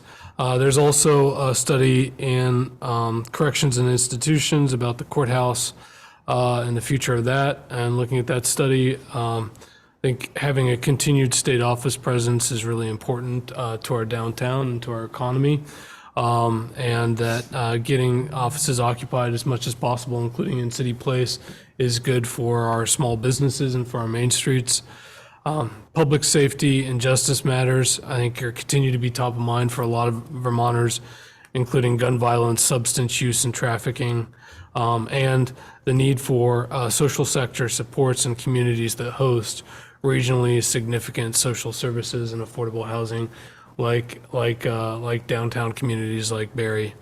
Homelessness would be on the list too, and make sure that state decision making on whatever a hotel program future looks like accounts for and mitigates municipal impacts. On highway and transportation matters, I'm very concerned about the number of bridges that we own and our ability to afford them in the long run. Whatever is the next step in the Barre and Montpelier separated bike path. It seems in past years, a lot of these bike paths have gotten direct funding from the legislatures, and Central Vermont's been left behind. And that's been a longstanding priority in both our municipal and regional plans, and likely won't get across the line without VTrans leadership. The trestle is something that Representative Anthony brings up a lot. And then just our state highway aid, looking at that. Then I get to housing. Obviously, we need a priority to reinvest in the oldest, least weatherized, most LMI homes and life code safety issues, and with a focus on home ownership and equity. And then clean water. I think we definitely need a new model for implementation of clean water work, including our municipal general roads permit, our 3-acre stormwater permits, flood mitigation, river resilience, regulation, and implementation. The thing that would probably also be on this list that I would be conflicted out on are anything related to land use, Act 250, state designation programs. I can't be a part of. So that would be my list. I think you left anything out. No, I think infrastructure. I think we've got to have extra funding for infrastructure that's going to meet the needs of climate change.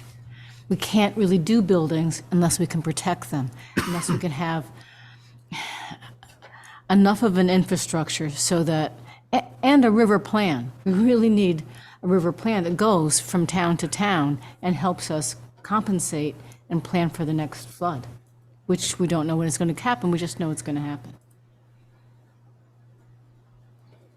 Councilor Daring? I think we need to really talk about substance use and what we're doing to help people who are working with substance abuse issues. The closing of CVSA, Central Vermont Substance Abuse Services, is huge, and I think that this should also be part of the platform, that we get the people help that they need. Thank you, Mr. Mayor. I know we're talking about a broad platform, but not everything can be a priority. So the priority within the priorities, just keeping that focus on flood resiliency, which includes the river stuff, the river planning, the infrastructure needs, the public works, the direct financial aid, direct financial support from the state for flood recovery, and housing and homelessness, because I think those are, cliche, two sides of the same coin there. And so those are the three things that I see as the biggest opportunity this coming session.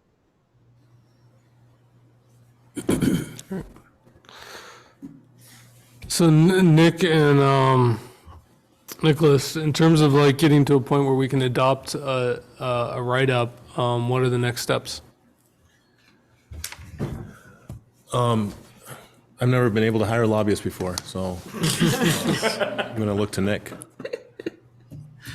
Well, I think that the first step would be getting together for a meeting to talk in more detail about the list that you just laid out. And in the context of that, I think we can do an analysis of a lot of these things fit together. And, some of them are stated priorities of leadership that are going to be easier to go after, and some of them, may not be. And there's always the politics that are involved. So I think we have a discussion about that, and we can provide our feedback on how the approach should go, and what priorities maybe give some advice on order of priority based on. So what are the logistics of a meeting? So it was a good list. I mean, don't get me wrong, but Nick, is there a possible detriment to the city? I mean, good list, don't get me wrong, but pretty much covered everything that I hear in terms of needs, wants, challenges. I mean, we did everything from homelessness to opioid addiction and recovery, to flood mitigation, to flood recovery, to, is there a point, Nick, at where the city should perhaps, if there are some of the points that the mayor just mentioned that are clearly, where the legislature and the governor and the administration clearly agree, are there areas where we should put less emphasis and other areas where, in other words, should we prioritize that list for you? Would that be helpful? Yeah, I mean, absolutely. And that's sort of what I was speaking to. And I think that first meeting, I think we'd go through and understand from you what you think the priorities should be in what order. And then we can provide feedback on viability and approach strategy. And from there, that might alter your priorities a little bit. It might not. And then from there, we can start to implement, our lobbying strategy. What I will say is I don't think it hurts to have a full list and have it includes everything. I certainly, as I'm sure you're all aware through the process, you don't always get everything on your list. And in fact, you are unlikely to get everything on your list. But the reality of what's going on in the legislative session is something we help you navigate, so you can try to get your top priorities and as many of them as you can. And in some cases, I'm just looking at the list, in some cases they'll go hand in hand, and some cases they may actually be, in conflict. And an example of that is the state's spent a fair amount of money already in flood recovery in FY24 that it was not expecting to spend, obviously, when they first passed the budget. And some of that money was taken away from things like infrastructure. And so they may need to, so there's a balance. We do help you navigate that. But broad list, I think, is fine. We'll want to prioritize it and come up with a plan to go after it. So you're suggesting that this should be another council item, or that there should be a subcommittee, or in terms of logistics? I'm just trying to think through how do we get to that platform. And I was just asking the clerk, to me that, and I could be wrong, to me it sounds like an executive session conversation because it's strategy negotiations. I don't know if we want to bear the things we're willing to give up or not give up in an open meeting, because then everyone knows. So maybe a special meeting in executive session, and we go from there. I think we just went through a process with the housing strategies where people submitted their ideas and it was whittled down. And so maybe we have the mayor's list, maybe others can submit theirs, and that, we've whittled the housing strategies down to 8 or 9 things.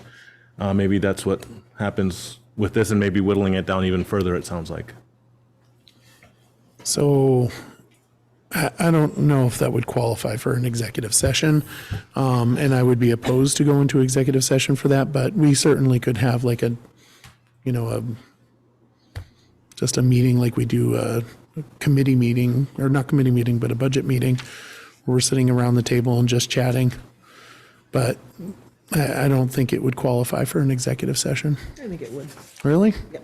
I would not be, right, Talking so, about priorities of the council, I don't know if I would like that, but I'm sorry to interrupt.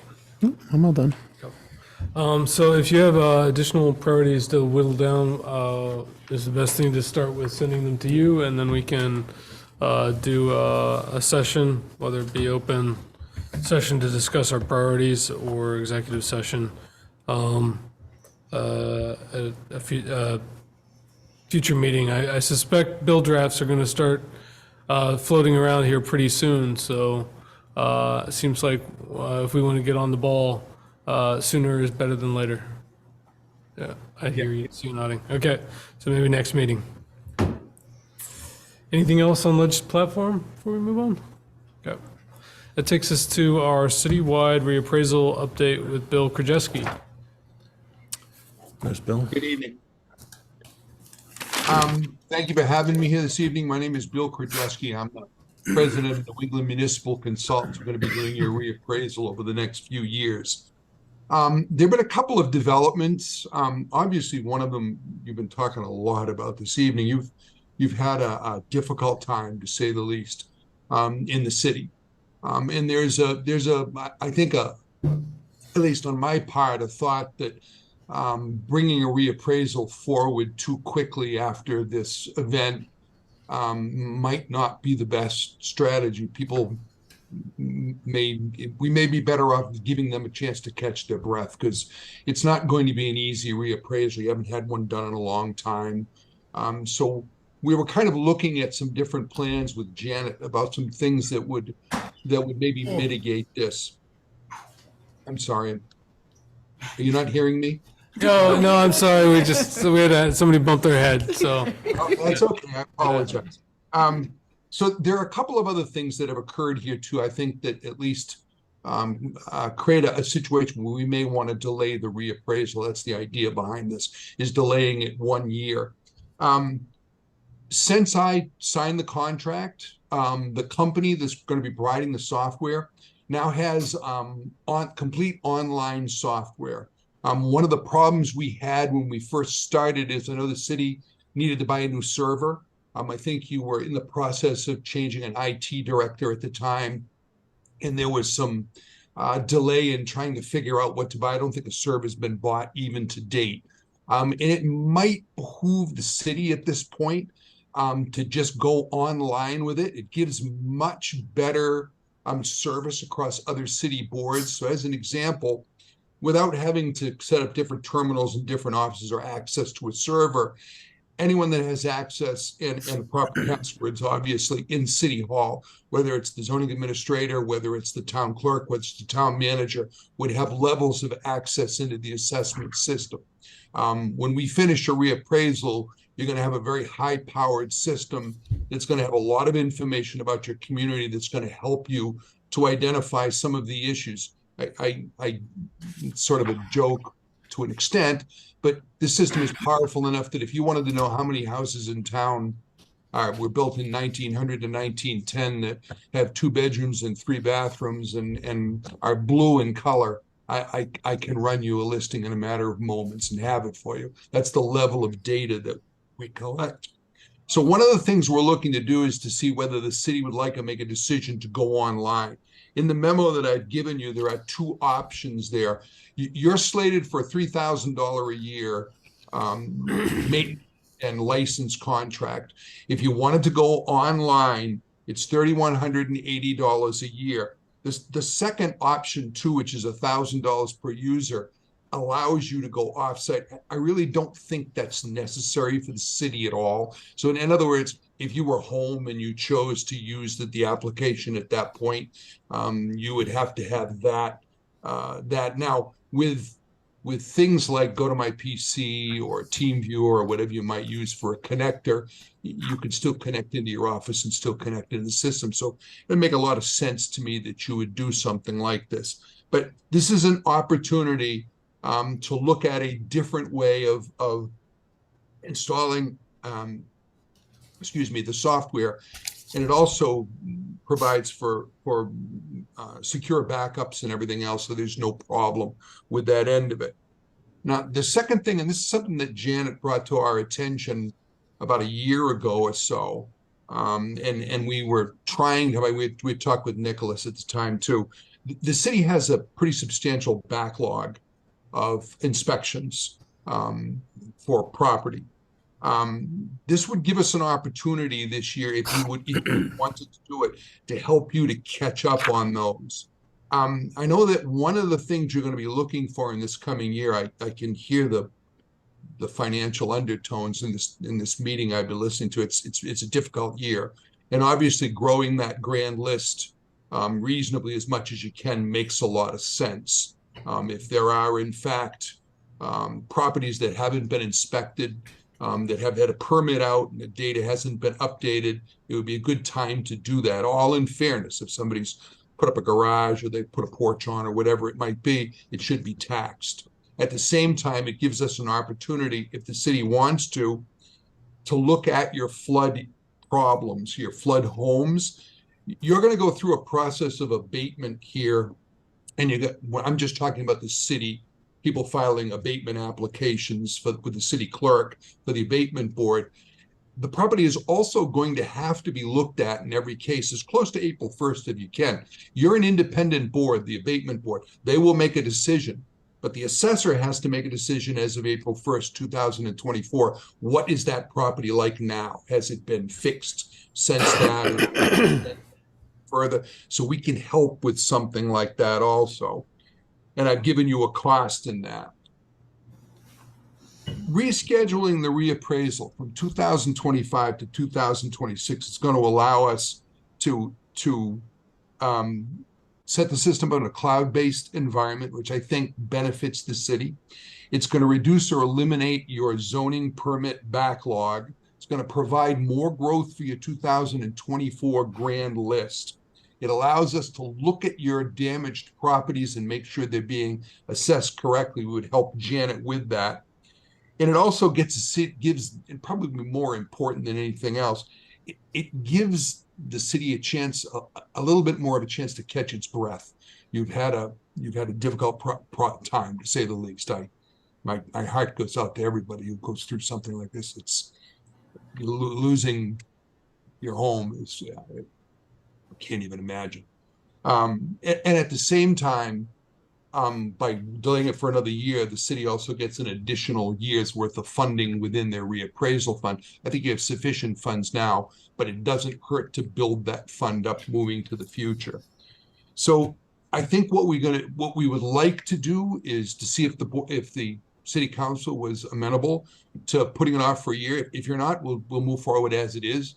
But I think it might make some sense at this point, and that's kind of what I'm asking the board to do. Thank you, Bill. I see some members of the school board here, and certainly this affects the school district as well. Has this item been coordinated with the superintendent? No, I haven't spoken to the superintendent. Sonia Spalding, I see your hand raised. Yeah, thank you. I have some major concerns about delaying because I have a concern that our CLA is going to drop below 80%, which will, by statute, trigger a required reappraisal. And I was trying to pull up what our CLA was last year to be able to tell whether we're going to drop below that, but that may happen and we may not have a choice. I think Clerk Dawes had a clarification on that. Yeah, actually, the law was changed a few years ago. It's 85%, and so just for clarification. And where are we now? We're there. We're at 85. So we're under a mandated Yeah, reappraisal and we order? we were required to let property valuation and review know that we have a contract and are moving forward and are on a schedule, so. So it sounds like Bill, as you describe it, the extra year gives you time to implement with Janet a better IT platform that you'll be able to catch up on the backlog of permits that have not received an inspection and account for changes in flood valuation. Is that because doing the reappraisal now, why would that reappraisal not take into account the sales and permits that have occurred recently? We're not until 2025, we would turn it over. This gives you an opportunity to build your 2024 grand list. The reappraisal is scheduled for 2025 anyway, which is fine. But with this, picking up all of your permits and everything will help you build your 2024 grand list at a time, I think, when you need it more than anything else. And then we would move forward with the rest of the reappraisal at that point. But it's kind of like a way of helping out at this point, because you will build your grand list through this. And it seems like something you're going to need.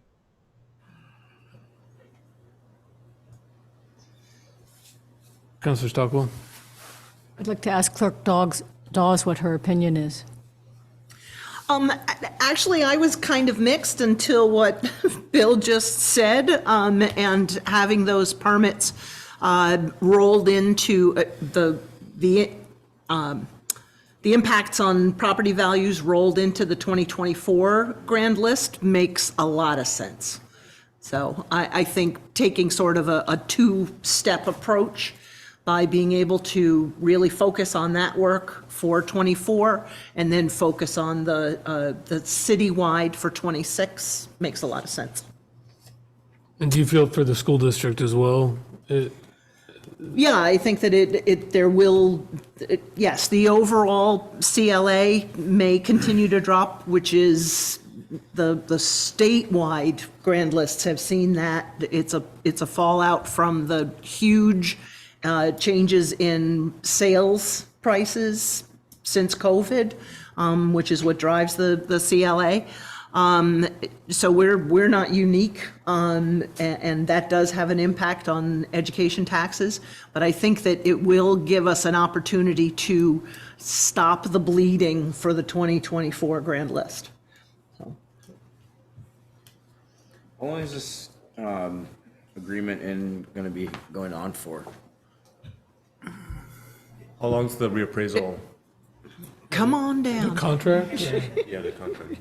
The reappraisal, I mean, I expect it's going to take 2 years to get it completed anyway. We would be closer to 18 months. If we were to do it a little earlier than that, but by waiting for 2026, we don't need to finish it until, your requirement in the end is to issue a grievance notice in, I think it would be June the 24th of 2026. So we'll spend a good 2 years visiting homes, getting them all measured, getting interior inspections, and at the same time getting the permit. And I gotta be careful. I hope I'm not throwing anyone under the bus or whatever.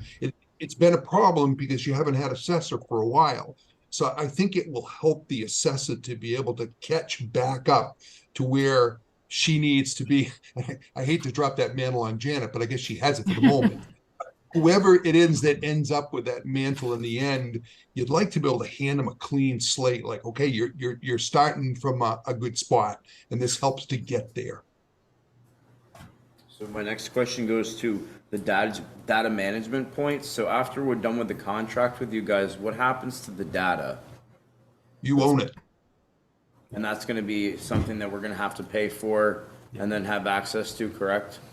Yeah, and Janet and I have worked with Chris and Bill, and we feel confident at the city level that option one is sufficient for our needs. I think, which is what Bill was saying, we don't need that higher level. Yeah. I agree. So, Nicholas, do you have a different opinion than Carol on this? No, I think we're all aligned. Yeah. So do we need council approval on this? I think it's an important enough poly decision. We thought it was important for council to weigh in on it. So I don't think it would hurt to.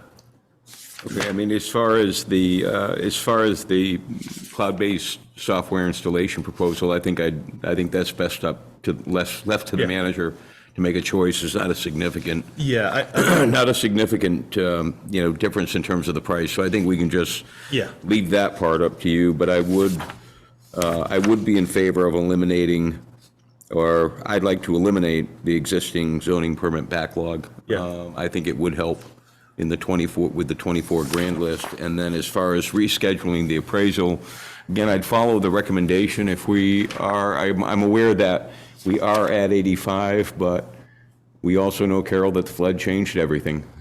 I'm sure that if we were to go to the state and say, for these reasons, and we want to give folks a chance to recover before we do that reappraisal, I can't imagine in my wildest dreams that the state wouldn't approve that 25 to 26 change. So, we do, so nothing, this entire plan sounds and feels sound to me, well thought out, lucid, and sound. So for that reason, I will make that motion. Second. Motion and a second. Is there any further discussion? Hearing and seeing none, all those in favor say aye. Aye. Aye. All those opposed, the ayes have it. Thank you, Bill. It's good to meet you, and thanks, Janet. Thank you very much. Appreciate your time. Yep. So that takes us to our budget update. Thank you. I'm trying to see if I can. You gonna invite Donahan up? You called her Yes. that earlier. I loved that. It's like Bennifer. Did I do that? Yes. That's great. Man. Where do I go to presentation? Here we go. Okay. Things appeared in my.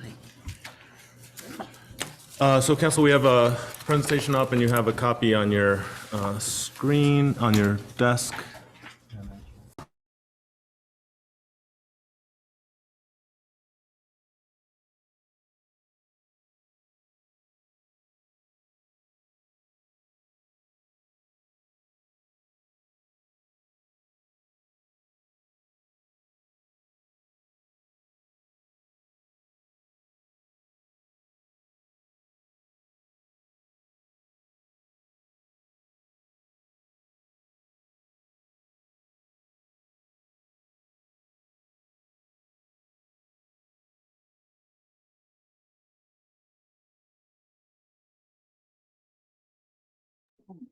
Someone might, Nicholas, I think you muted the laptop when you were clicking around.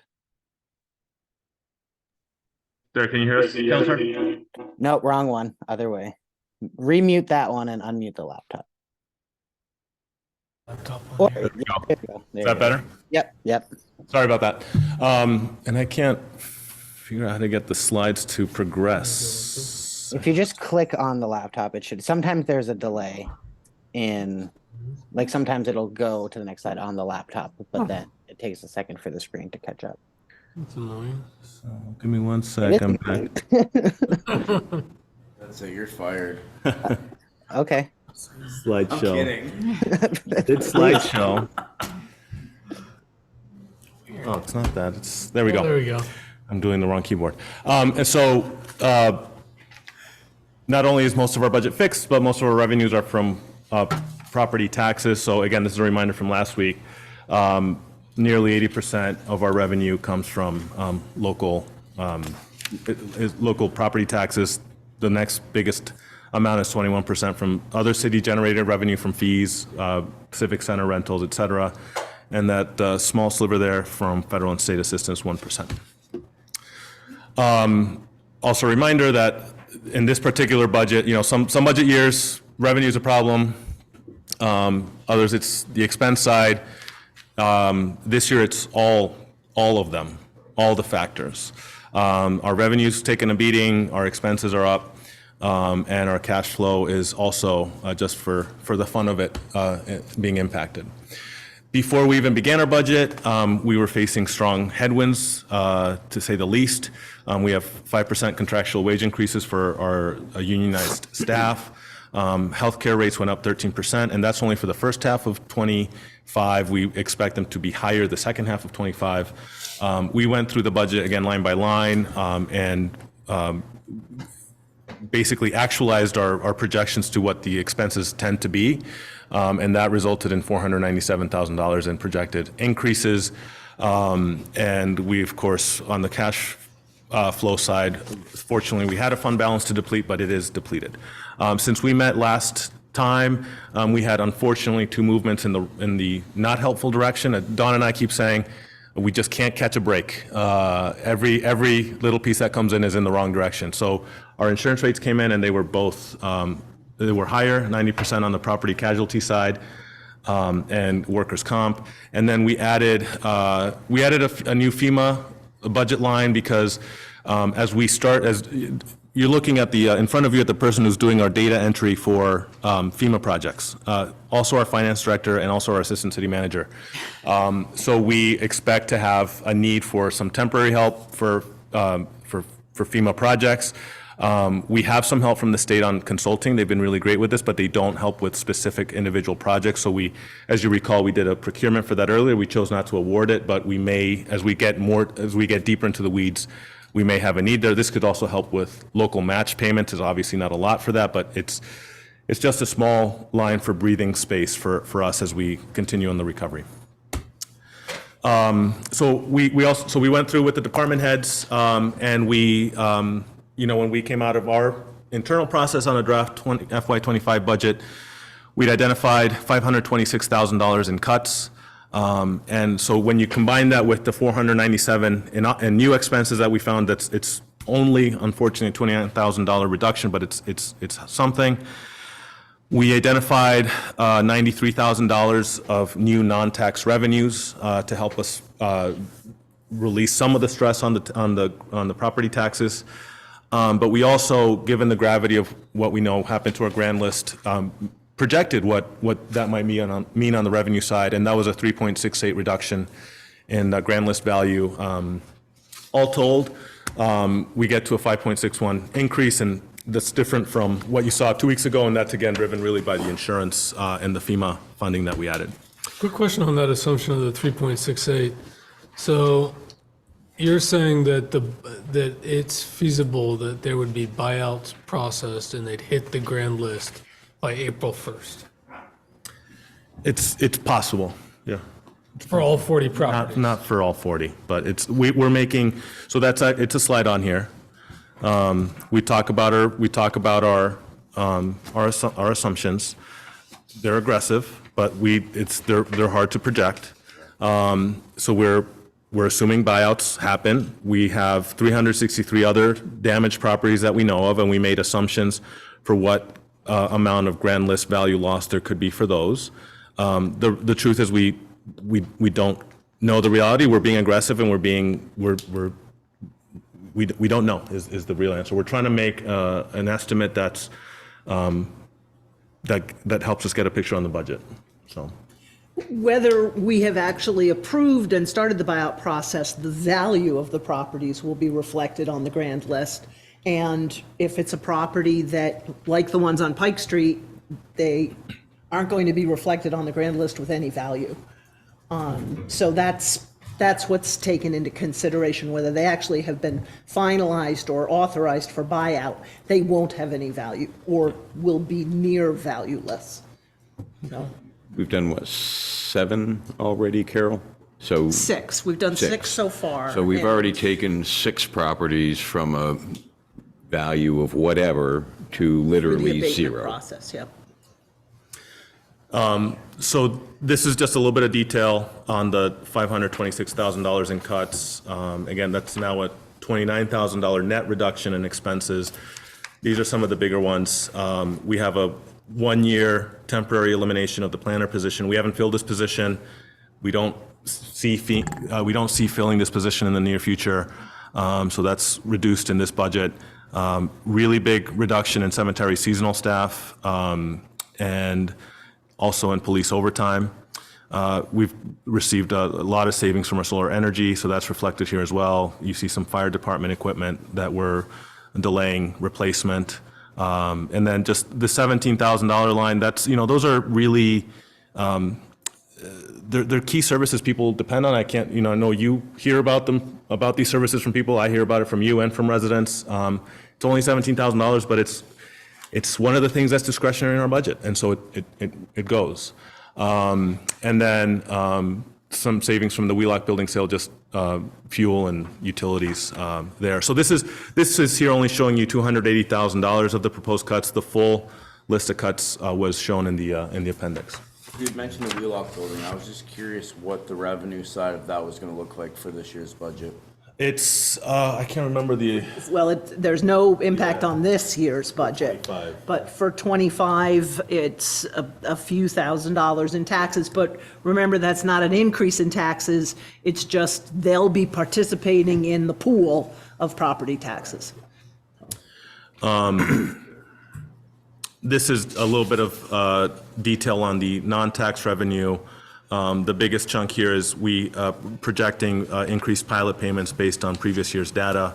We're projecting Civic Center rental increases thanks to the turf is a big driver of this. And then there's just some other minor increases there. The list here is almost the entire 93,000.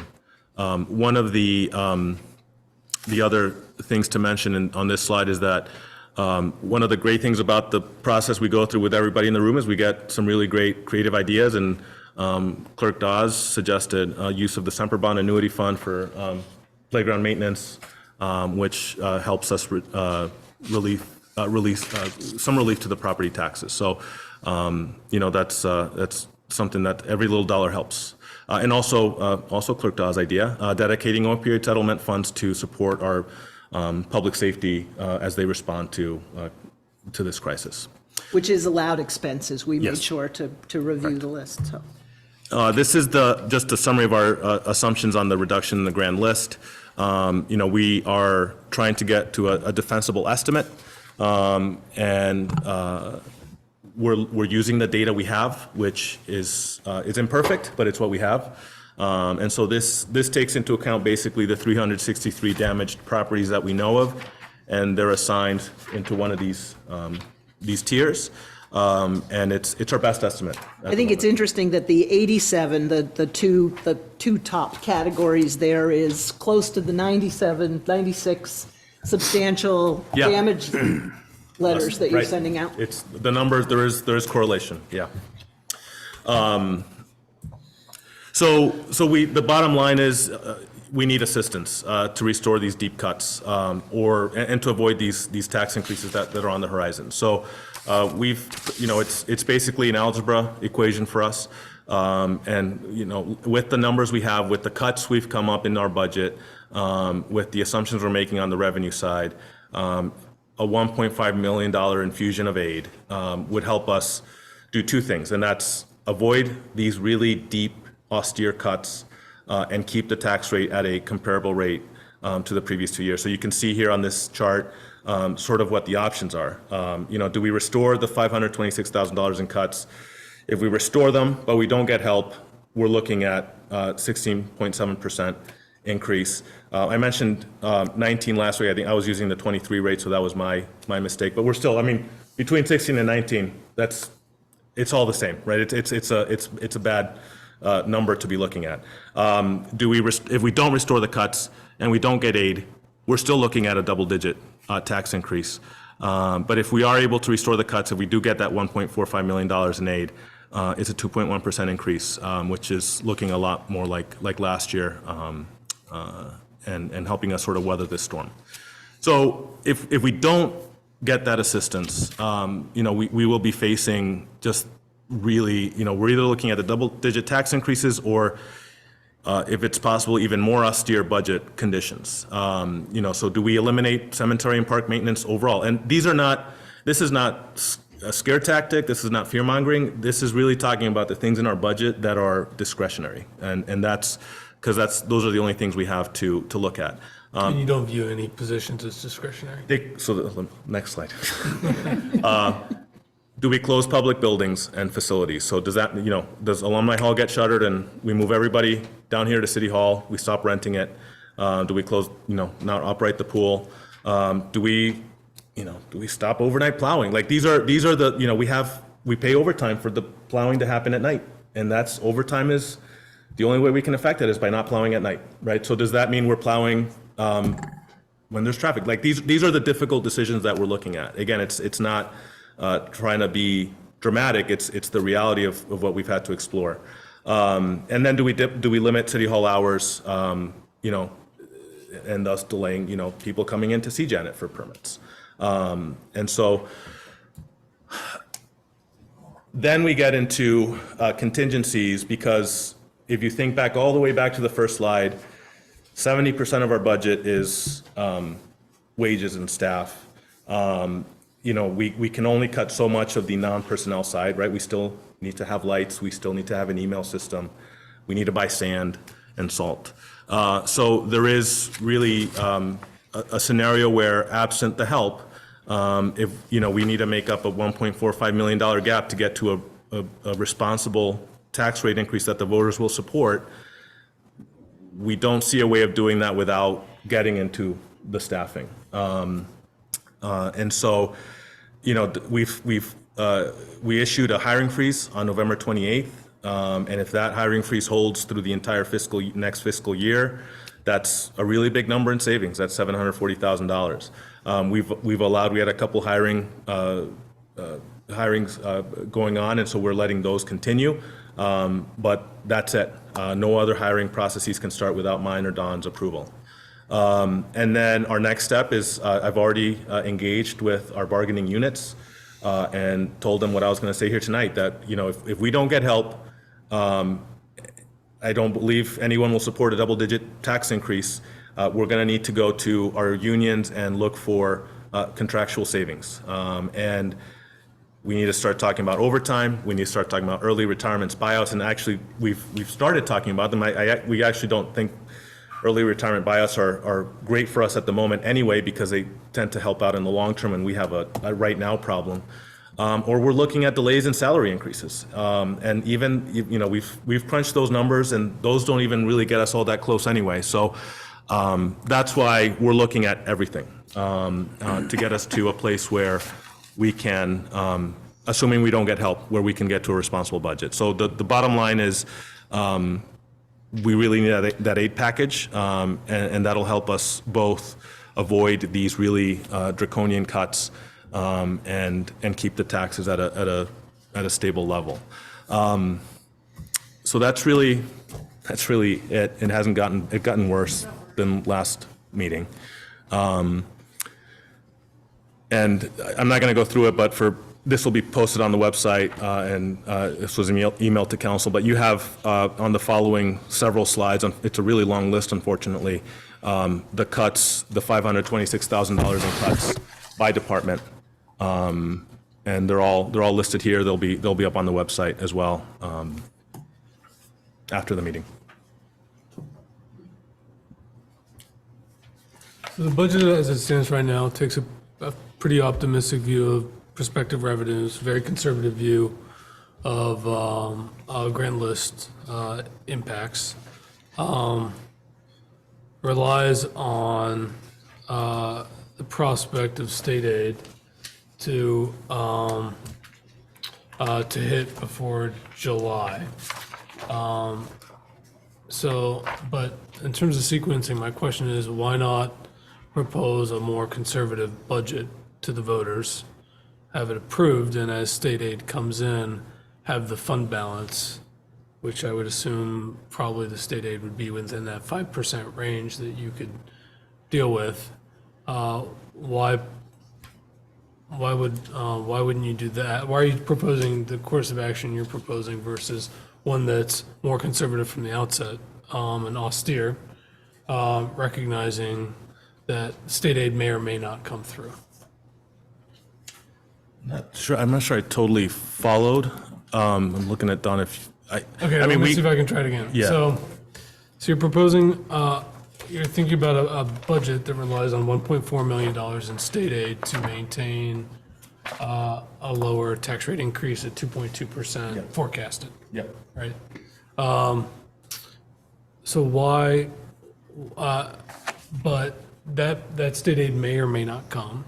We could, as a council, forward that budget to the voters, and then they could end up facing the 16% increase, which is quite a gamble in my view, versus forwarding to the voters a much more austere budget that may bank on some state aid, but otherwise takes a more cautious view.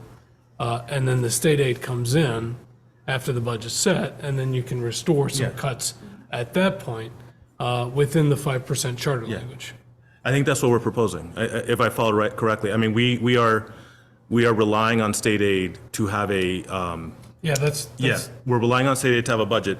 I think if we go to when we go to the voters, we anticipate having to request of the voters authority to raise taxes in the amount that would assume 1.45 million coming from the state. Right, Is that and right, that's- Clerk Dawes? And then if we get the additional aid, we can backfill cuts. If we don't get the additional aid, what I'm saying is we're gonna have to do those terrible things that were in the PowerPoint, right? So if I followed correctly, the question, I don't know if, did you, Carol? I thought I followed the question, but I don't follow your answer, so So maybe I think what we're, The option would be, you'd have two options at that point, only two. Three, actually. Spend yourself into a massive deficit. It's not really an option at all, but it's an option. But you could. I'm not saying we ever would, but you could. Utilize the existing fund balance to backfill the state aid that never got there. You shouldn't. there's no fund balance. But you're using it all. It's all gone. All of it? Every dime? Yeah. In this budget? Okay, so we'll go back to That's two because options. But some of that might be reimbursed, right? Yeah. Okay. That was all spent in flood. Well, no, Don, it wasn't spent in the flood. It became a receivable. A receivable doesn't reduce the fund balance. It's a receivable. It's not cash flow, but you got me? It's not, we don't have it in cash anymore, but it's still part of our fund balance because it became. There's quite a bit of it that is still questionable.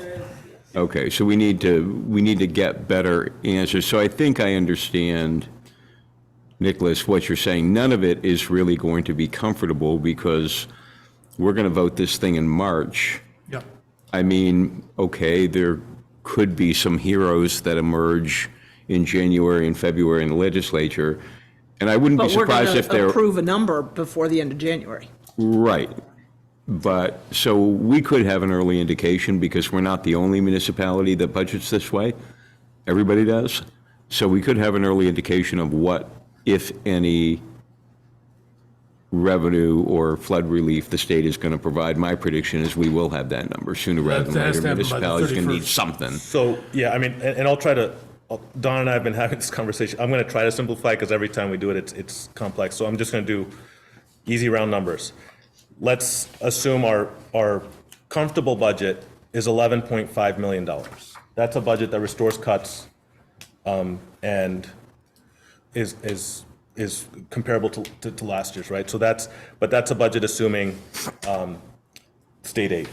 So what we would have to do is ask the voters to approve $10 million in property taxes, assume we get the 1.5, right? If we don't get the 1.5, we've only asked the voters to raise 10 million, we have to cut. We have to live within We have to live within that, and that means we have to cut. So what I'm suggesting is we probably do have to ask the voters for that lower amount, and it's a gamble. And if we don't get the money, we're making these terrible decisions that are just really, really difficult. Yeah, and I'm inclined not to vote for a budget that depends on unknown revenues from the state. And that would be that means we would have to, in that scenario, we would have to vote for an $11.5 million budget, which is the 16% increase. Or make the cuts. Or make the cuts, yeah.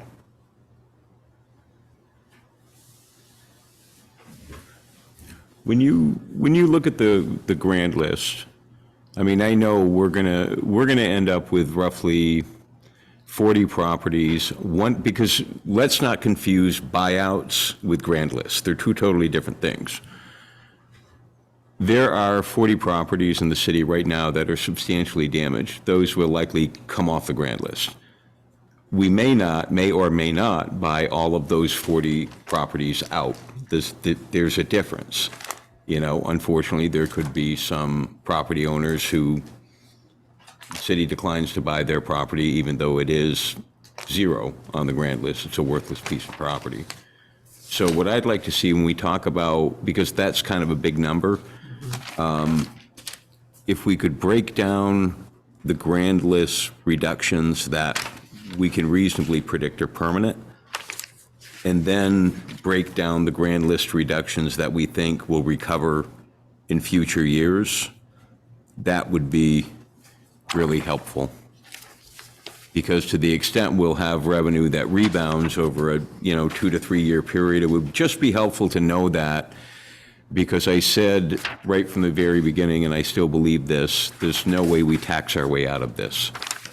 We can't borrow our way out of it either, but we could do a combination of things. So for me, it would be helpful to know the revenue that is likely to rebound, because I'd have an easier time saying, okay, I'll borrow 2 years on that rebounding revenue. So maybe that number's, $500,000.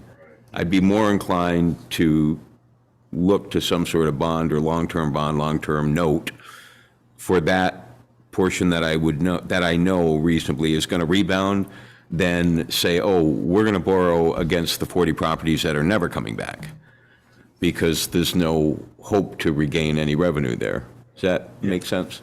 Yeah, I think we're trying to, we captured it in very broad generalities, but I think we can probably get a little bit closer. Now that Janet's done the substantial damage list, I think we can probably refine it to get to that level of analysis. I've been cross-referencing what lists I've been gathering together, but I don't have the substantial damage list yet to incorporate into the data, but I know that they're just finalizing it, so. Put everything onto my list. Yeah, So it might become a master list. yeah, perfect.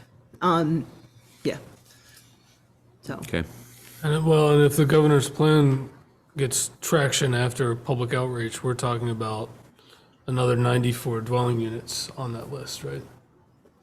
Right, but I think that one of the things that, we're obviously right now just paying attention to through June 30 of 2025, and then we'll also need to have a bit of an idea of what we're looking at for 26, 27, so that if we do need to do some short-term infill borrowing to allow those properties to recover and to allow new properties to come online, we'll need that data, as Councilor Lozon's asking for. And we've been trying to pull it together, which is why we've come up with at least the rough numbers that we have so far. So my concern is if we don't right-size city government for our fiscal capacity right now, and we build a budget around a 1 year, $1.45 million bailout, what happens next year? And again, what happens if that money doesn't come? We're talking about major tax increases, and then we're talking about doubly major tax increases in another fiscal year. It's just, I don't see a sustainable path. So once you make it up once, so you're sort of done. So you know what I mean? I wouldn't vote for it, but your taxes collected have gone up that 1.4. So now you don't have to go up 1.4 again, you just have to keep up with inflation. You with me? So your tax revenue goes from 10 million to 11.5. Well, in the following year, it doesn't have to go up 1.5 up with inflation. So it might go up from 11.5 to like 11.8. Yeah. And the taxpayer pays the same increase a year after. It's the same money to, if somebody's tax bill goes from 6,000 to 8,000, well, okay, in the following year, they're still going to pay 8,200, but they're not going to go up 20%. They're going to go up, 3 or 4%. They're still paying property taxes that are way too high. And that, hell, they'll never support at the ballot box. But it's not like you're doubling that money every year. Now, I would just add that I think we said at the first meeting, this is a multi-year need for the city. I talked about, at that point, I forget what we used as a template, but I think we said if it's 1 million this year, it's 500 next year, 250 the year after that. It's sort of a tax stabilization for the city, because to keep that level, to avoid a sharp spike one way or the other. I think Councilor Lozon's correct. It wouldn't spike year over year, but it would help us recover a little bit from some of the austere cuts we have to make. And I'm not sure. I think right-sizing city government, I think it's it's not, I would argue it's not big enough for the needs we have now, so I'm not sure that if by right sizing, we're talking about constricting it as being the long-term solution. I don't see that. You know, our public works staff is half of Montpelier's for about the same size city. I don't think that right sizing is the right direction for the city government. So forgive me if I'm a little dense with the numbers. So if you are setting a tax rate based on $1.45 million in non-tax revenue 1 year, then the next year, then you have to make up that 1.45 million in tax revenue. How does that, I don't understand how that just is an inflationary number at that point versus the. You don't. No, you're right. You don't. Because you still have the same expenses. Plus, we're going to have higher healthcare costs. I mean, you might recover that We're gonna one. have higher fuel costs, and we're Yep. going to have all that, you know. Yeah, that 1.4 might go down to $1 million in the next year because, you know, you did recover some of your grand list. You know, people fixed their home, you know, some of those 300 fixed their homes up. So then, you know, so their value goes back up or. But the grand list, yeah. Yeah, but no, you're not wrong. You're thinking in the right direction. I mean, it's not like the state's going to say, you know, here's $1.5 million this year, and we promise we'll give you 900,000 next year, and we promise we'll give you 700,000 the year after that. It doesn't get easier for any future mayor or councils for years, not until we do something else that grows the grand list separately. Right. That's when we recover. So until that happens, this is the same discussion that council is going to be having for the next 5 to 10 years. And so that brings me back to maybe right sizing is not the right term, but being really strategic about, instead of just carrying all the same costs forward, what are the investments that grow the grand list? And are we making those investments? Are we making smart investments that do the project management to build, that get stuff built, and hits the grand list in a timely way? And so that gets back to what's our community and economic development program, and is it working? And are we lining the dots up in a way, or is this budget going to line up the dots in a way to grow the grand list? I mean, we have active 3 active development projects now that we're going to talk about with the next agenda item. So I think we're moving in the right direction. Is it going to be enough or fast enough? I think these are big projects and they're probably not as fast as we all want. But there's 3. I'm talking about Prospect Heights, talking about Gateway Recovery, and I'm talking about the Seminary parking lot development. That are 3 tangible, specific projects for housing that are active. So I think we're in the right direction. They're big projects, so they're going to take time. But I think that we're moving there. And we have the talent on board and in the right ways, in the right places to move those projects. At this time, I think so. Yeah. Steve McKenzie? I'm sorry, and we made a step tonight by sort of two-phasing the citywide reappraisal by putting our efforts into working on the backlog of permits to have them in place for the 2024 grand list. That'll make a difference. Steve McKenzie? Yeah, I don't know if this is an option or not. It's not going to reduce the cost. It may or may not eliminate some uncertainty in revenue raising. It's a question for Carol. Can the town meeting be delayed until June 1st or June 15th? So you'll have some knowledge of whatever the legislature might be able to do. Don't know if that's a possibility or not. There's a little bit of risk with that, but. Well, the date is in our charter, but there is the Emergency Legislation Act 1 that was passed last year that does allow communities to move their town meeting dates, but I'm not sure because it's in our charter that would be, that we would be able to take advantage of that. That would be a legal question. So. Yeah, just a thought. And to respond to that, it would.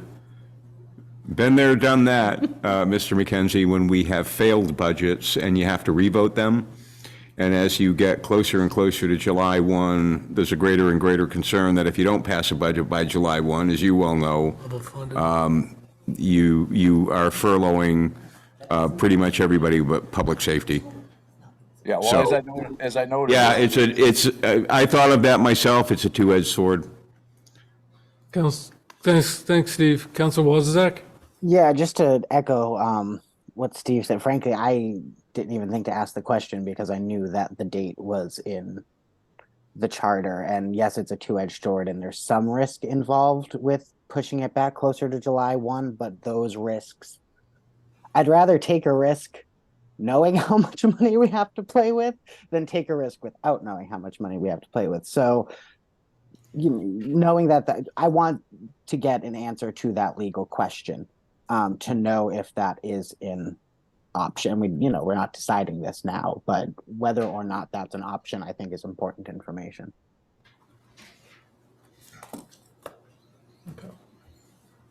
So it kind of gets back to this, I think, January 31st deadline that we have to notice a town meeting warning. And I'm sorry, are you pointing to? Councilor Stockwell has had her hand up for a little while. So Sorry. at that point, we'll know Yeah. at least what, that's the deadline to know what might be happening in the State House with the Budget Adjustment Act. Have there been any cuts made to either the partnership or BADC? They are level funded across the board, no increase. But there have been no cuts. No cuts, no. That's, so they're coming in on the 19th to make their budget asks, but the library is level funded at 250, partnerships level funded at 70,000, and for BADC, what's reflected in the budget you received is funding for their base amount, and then the council could choose to do whatever it wants on the voter approved assistance from last year, but I think it's 60,000 is their base amount. Right, Don? Something like that. Don, could you the grand list sheet that we do where we calculate the tax rate? When you do it the next time, would you mind including that? That would be great if you could, because it just helps me kind of get my head around the grand list and what additional, like a 10% decrease might look like. BADC was 61. Mm-hmm.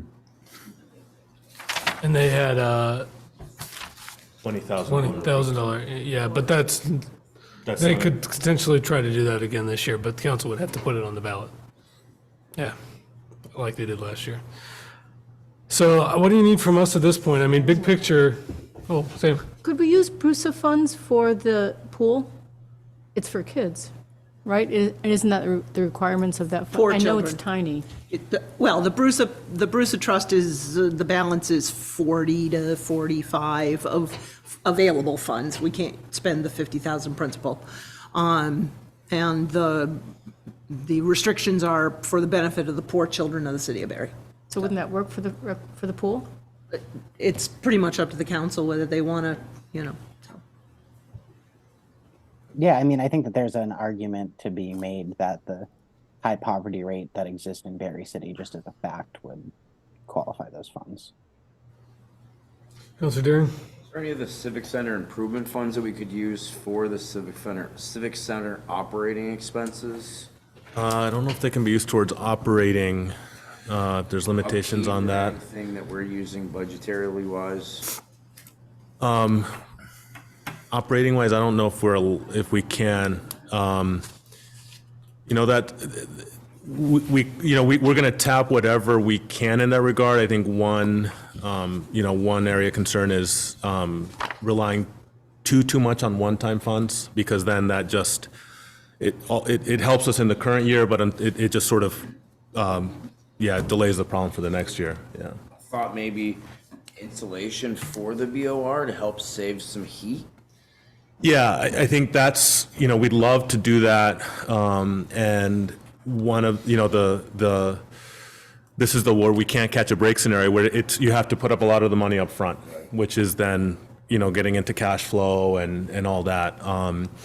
So you're absolutely right. Like that's, that building's leaky, the public works garage. I mean, my God, we spend so much money heating that and it's full of holes, right? But to make the changes there, you're spending a lot of money upfront that in a normal year, we'd say, yeah, let's make that investment. Now it's a little bit harder. Even if we have the Civic Center improvement funds to be able to cover that cost?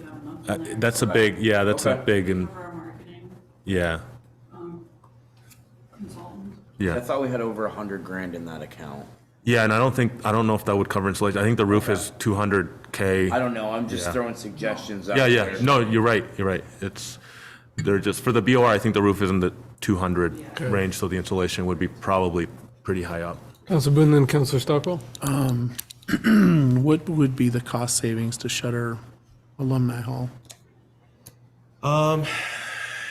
We'd lose. Run the numbers and I just didn't have time, but I'm guessing, you're gonna be 10 to 20,000. I mean, it's not a lot, but it'd be your electricity and your heat. Yeah, and rentals are about 10,000. So not 10,000 plus the utilities. It's not going to save on staff because the same staff maintain the BOR and the auditorium and. Councilor Stockwell. City Manager, what do you think the odds are of getting state help to fill the hole in the budget? I'm confident we're going to get assistance. I think that by the state's own metrics, we're hit 2.5 times harder than everybody else. And so I think everyone understands that the impact here was severe. We were already a high tax burden community before the flood. So I'm confident there'll be assistance. Now, whether it's at the amounts we request, I think we increase those chances by approving that contract today. We're still preparing for the worst case scenario, though. I mean, Don and I are talking every day about what if we do this, what if we do that. But I refuse to believe that that we'll be left to solve this on our own. Thank you. Well, and Alumni Hall has always seemed underused to me. So what if we rented out space, like some of the office space, to local nonprofits? It wouldn't really pay for all the costs, but it would defray some of the costs. There's not a lot of space left, Yeah. to be honest with you. A lot of it's staff. But we have 2 rooms that could be available right now. Yeah. Well, I know Mosaic got flooded out and lost their space. I don't know if they found other space. Yeah, I think I think that's a good opportunity to explore. It is limited. We've moved some functions up there from City Hall, so there is less space, but there is still room. The conference room had the big conference room upstairs had been freshened up before the flood, and so it's getting a lot more activity. But yeah, I think that's a great suggestion, and we'll, every dollar helps. We're making adjustments at the 100 level amount. So if we can solve, give space to a nonprofit or whomever and get some revenue, that's a win-win. I know we're going to be going through this in depth, and I just think for big picture for me, I'm a pretty risk averse person. Don't like gambling or casinos or the lottery.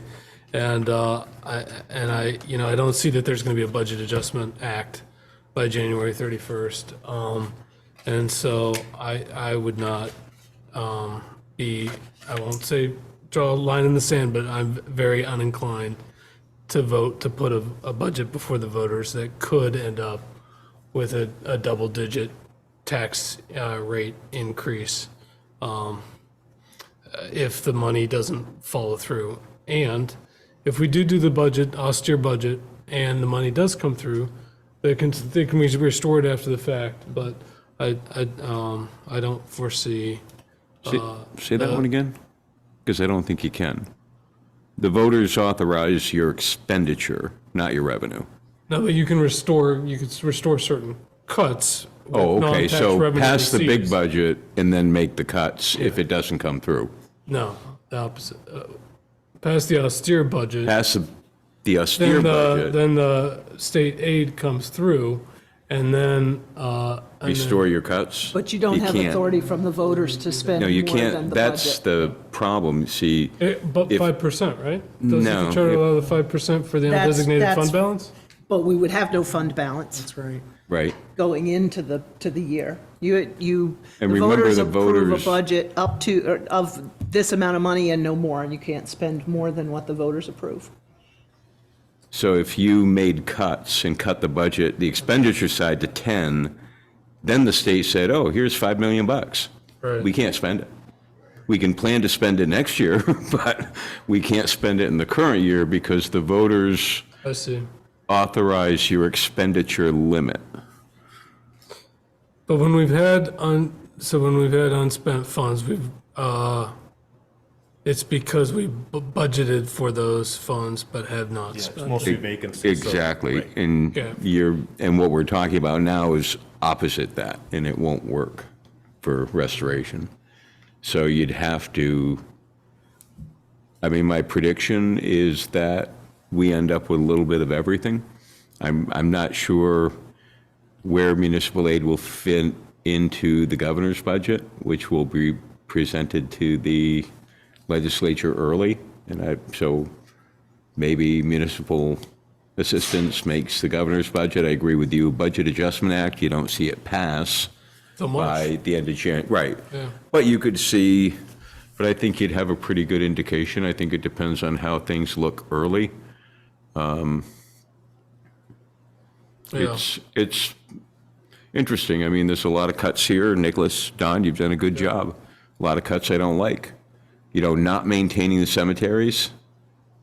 Oh yeah, there's a great PR. There's a good, that'll generate some goodwill. But when I see reduction in seasonal staff, well, that's what the seasonal staff does. They mow the cemeteries and parks. And that's the problem with budgets like these where Nicholas and Don, you have done a good job at trying to come up with those big numbers, but it's a lot of little numbers. And we look at a lot of those little numbers and say, well, wait a minute, yard waste? Well, what are people going to do? Pile it on the sidewalks? So, and granted, it's only 20 grand, but you take that 20 and the 70 from the seasonal and all of the other cuts that none of us are very comfortable with, and before you know it, you're up to $500,000 and you've created a big problem. This is not going to be fun. You ruined Christmas, thanks. Circumstances ruin Christmas, so. Like Nicholas had said, with our hiring freeze, we came up with 740,000 of that 1.45 that we're asking the state for. What do we do with the other 700,000? Where is that coming from? How much was ARPA? I mean, I'm not trying to get it, I'm not trying to take a deep dive in the discussion, but. We've got about 2.2 left 2.2 left, yeah. We have approximately. 2.2 left. And our fund balance, I mean, I realize we've spent our cash, but we haven't spent our fund balance. We just flipped it to a receivable. So, there are going to be options, but we just have to really think through options that merely kick the can down the road. We could kick this can down the road and leave it for the next council. I don't kick cans. Yeah, we've got great borrowing I'm not opportunities. saying we should. I haven't done that in 62 years, so I'm not saying we kick the can down the road, but I'm just saying that there are more options here than on its face. It's Variables. not fun. There's no great answers, but there are solutions here. But what I'm going to want to do, Don, and I know you think this way as well because you're a numbers person, is keep thinking about what as we make decisions for this year, keep thinking about what next year looks like and what effect we're having on that budget. Our plan since day one is to build out future years. Mm-hmm. Just can't catch a break and to Yep. be able to build that. But that is definitely our plan. I get it. I think the first 2 weeks in January are going to tell us a lot. about, like, if this money is in the governor's budget adjustment proposal for flood impacted municipalities, then probably Kitchell's gonna go along with it. And then if we see several bills and we see how they work and we see what they would deliver, but if we don't see that in first at the opening of the session, it wouldn't look great. So in terms of. It does not. Wouldn't this be something our new lobbyist firm would be able to help us out with? That's what they're there for. Yeah. We talk about something else now. I keep thinking, like, what if we have another flood? So before we wrap that up, what's the next step? That's kind of where I want to know, like, what's the next direction to go for in terms of budgeting? So in the past years, we've always had our department heads present their budgets and kind of walk us through the significant changes with you of the lines, right? Is that going to be the same process this year? I mean, we could. Last year, I know it was pretty minimal interaction. We're scheduling, so next meeting, we have the partnership, library, and BADC coming in to discuss the partner budgets. We can do, further updates to what we've talked about today in terms of the grand list suggestions, and the Brusa Trust. We can look into that deeper. We were planning to then do the seminar the week of the meeting of January 9th, which may or may not fit with the timing of the legislature. We may need to modify that a bit. I guess I should have been more clear, like, where should we look for cuts? Yeah. Early retirement buyout stuck out to me right away. Like, that should absolutely be on the table. Problem is that doesn't really help you short term. Yeah, so good long-term strategy, but bad short-term strategy. And we've got a short-term. So we threw that on the table. I think when we've done more digging into it after talking to our labor attorney, and as you know, as sort of was said here, it ends up either coming really close to being beneficial, and then and it has this unintended consequence of possibly requiring more overtime if we lose staff. So we, again, can't catch a break, right? We're looking at, I've talked to all the labor union stewards yesterday. We want to hear from, we need to reopen contracts, I think, and we need to talk about what can we do to cut overtime. Can we, again, painful discussions, can we defer a percentage of your increases due until the end of your contract with maybe a little interest or something, right? But instead of 5% this year, do you get 4%, and we tack that last percent on later? All difficult conditions, all difficult situations, but we're at the point where we're gonna, if we don't get the help, we're gonna need to work with our bargaining units. Otherwise, it gets to the more blunt instruments, which will be furloughs and layoffs. Right. Which we don't want to do because we're already understaffed. But that becomes the only option for us, because that pie, the first slide on that pie, it's 70% of it is, you can't solve this budget problem without making a dent in that part of the pie. Yeah. So in terms of, so Don, you asked about next steps. I mean, I would think it would be helpful for you if the council would react to some of your proposed reductions and give you as much direction as possible. Straight up, not maintaining the cemeteries at a savings of 67,000. I'm just I struggle with that one, because the cemeteries, they're a source of pride. So I think probably what would be helpful for you perhaps is if the council just looked through these, and we sent you individual emails saying, hey, let you gauge. And if I'm the only one who feels like we should, that the cemeteries aren't that important, well, all right, I lose that on a, 6-1 vote. So that's the way, that's the way it goes. But at least so I think what we could do is perhaps provide you with as much direction as we can, and then, we're going to come down to a gap. And in early January, a lot of questions about that gap, all of the questions could be answered. And if they're not, then we may be stuck with looking at some note payable strategy for the portion of the grant, so we're going to get more information as we get deeper into this. I'm not saying the discussion gets easier, but the options become more clear. The thing that I would ask is that as people drill down and make suggestions about the things that, reactions to what they're seeing, we also need people to identify, okay, if not this, then that what? Yeah, right. So we would need people to say, okay, we don't want to cut maintenance in the cemetery, so what? What are the things that that might be palatable? Or instead of 2.1, do you go to 4.1? Exactly. I mean, And if that's there's always right, options.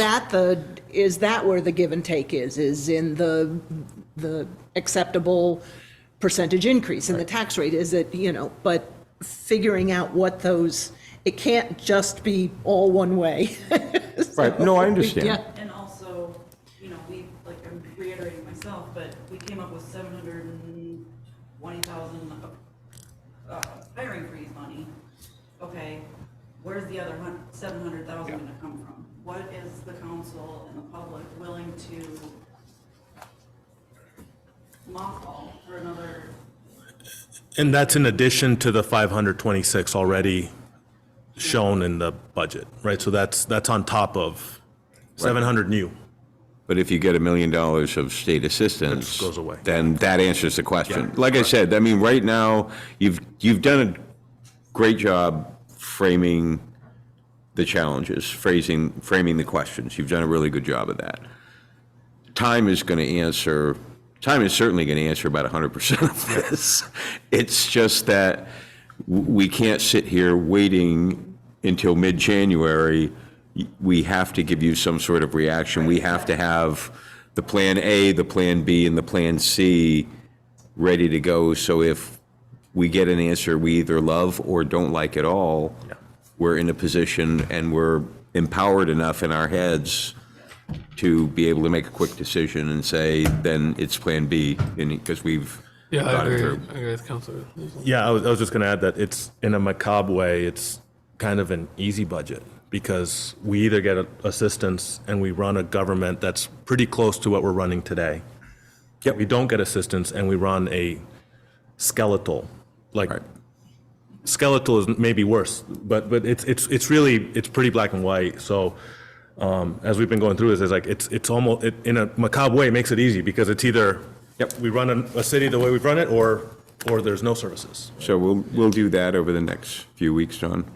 Now we really got to talk about something. Yeah, and in addition to talking about going through the things you've cut, I think this council needs to take a keen eye to other things that might be viewed as opportunities for cuts that staff didn't necessarily look at. And then, my brain's not working right.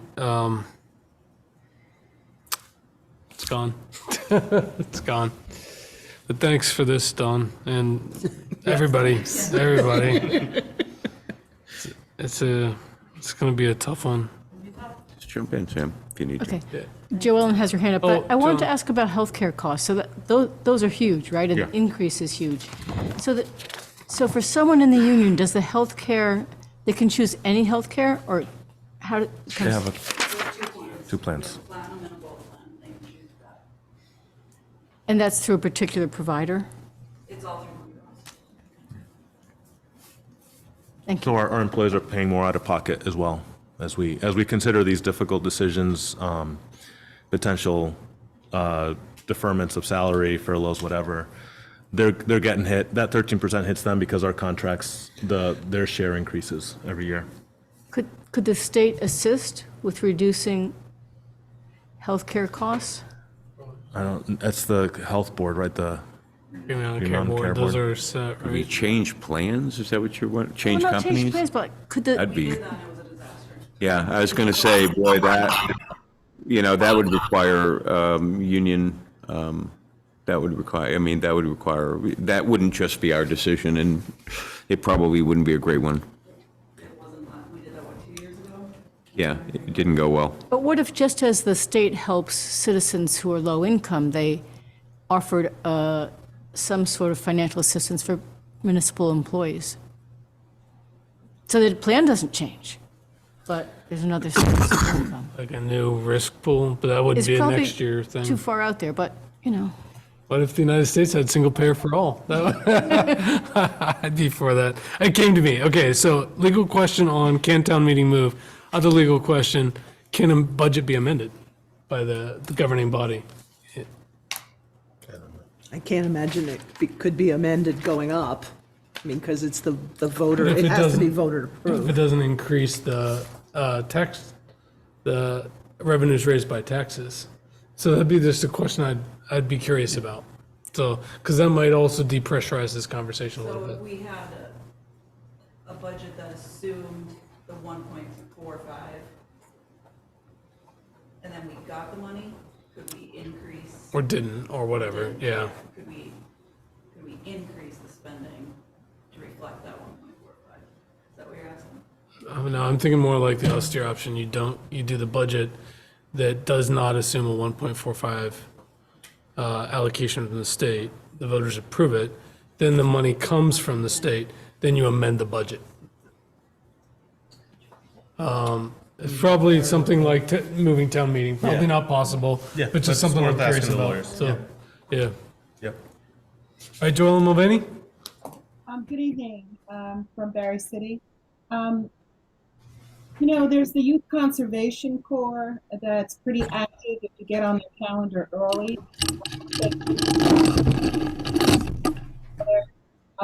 Kind of public areas like the playgrounds and the parks.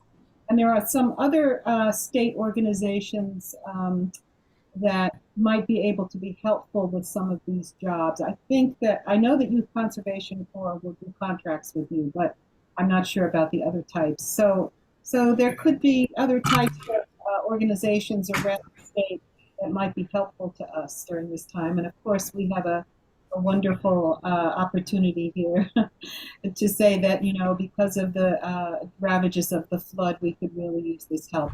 These are nonprofits, and certainly they would want to know what the need was.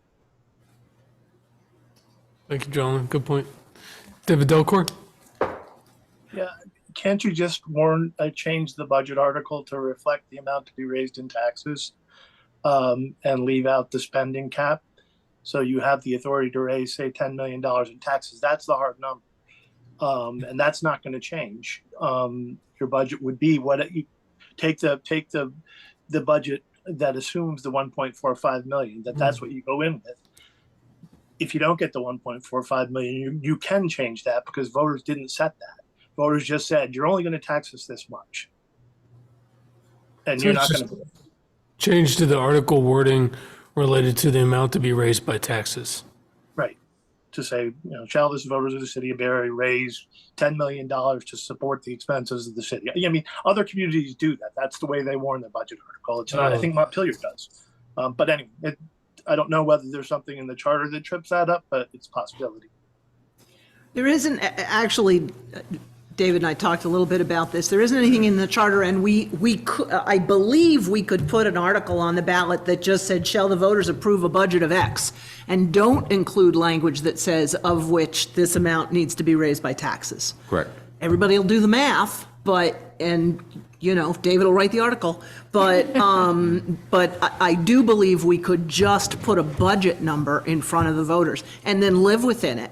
And when we go to set the tax rate, we'll have to, you know, sort of back our way into an amount based on what we know by the latter part of June when we're getting ready to set a tax rate. Right, because we don't, do we raise exactly, oh yeah, when the voters approve it, we do that. Yeah, So you could certainly do it that way, David, but what you'd be broadcasting is a 19% increase in property taxes. Because people will do the math. Of course they will. Well, Yeah. Mr. Delcor will do the math. Yeah. Jake Hemrick will do the math, Tom Lozano will do the math. I mean, we're not going to hide it from anybody. Don will do the math. So the problem is, we're going to let people know that based upon the budget, absent $1.4 million in state funding, your property tax, when people ask the question, we have to be honest, your property taxes, absent that money, your property taxes will go up 19%. But I don't think that's quite No, what no, Dave's no, saying. but that's not what I'm saying. What I'm saying Yeah. is you ask them to only approve the amount to be raised in taxes instead of what you currently ask is, can we spend this much? And if you let us spend that much, here's how much we'll raise in taxes. Okay. Just ask That them gets how much around to the- raise in taxes.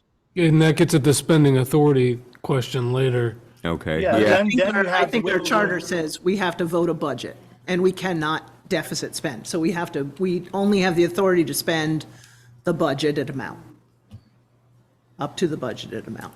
And it's based on the budget, not on the amount to be raised by taxes.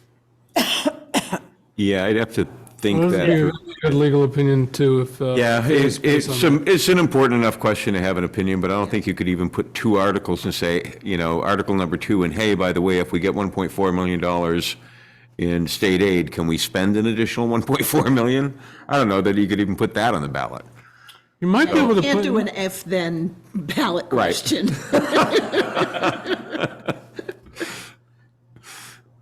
Yeah. So, well, a good point and potentially something that we should know as a legal We'll look at option. everything.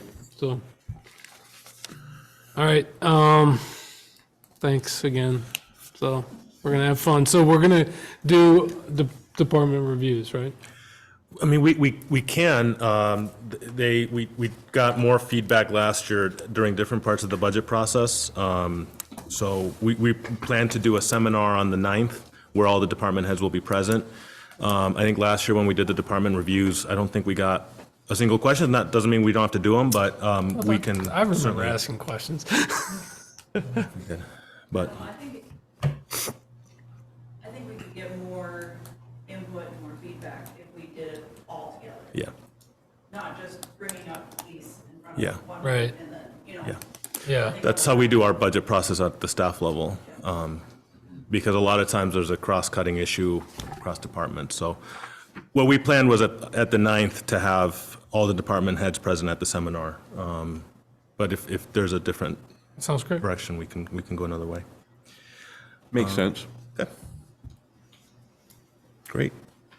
Housing strategies.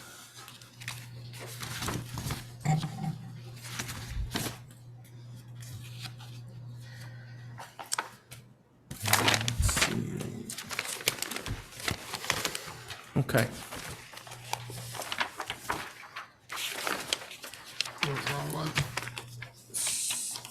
So this presentation is also on your desks, and I believe was included in the packet. This is a follow-up to last meeting discussion. And this is just refresher, just really as reference for people looking at this. We have about 4,000 households. We have our housing issue is that there's fewer households in the city, the development is not keeping up with demand, and we lost even more housing in the July flood. So it's all going in the opposite direction of what we need. Just some data points from housingdata.org that Barre is, while we're more affordable than many other communities, we have our income levels are lower, and our housing costs as percent of income are higher than the rest of the state.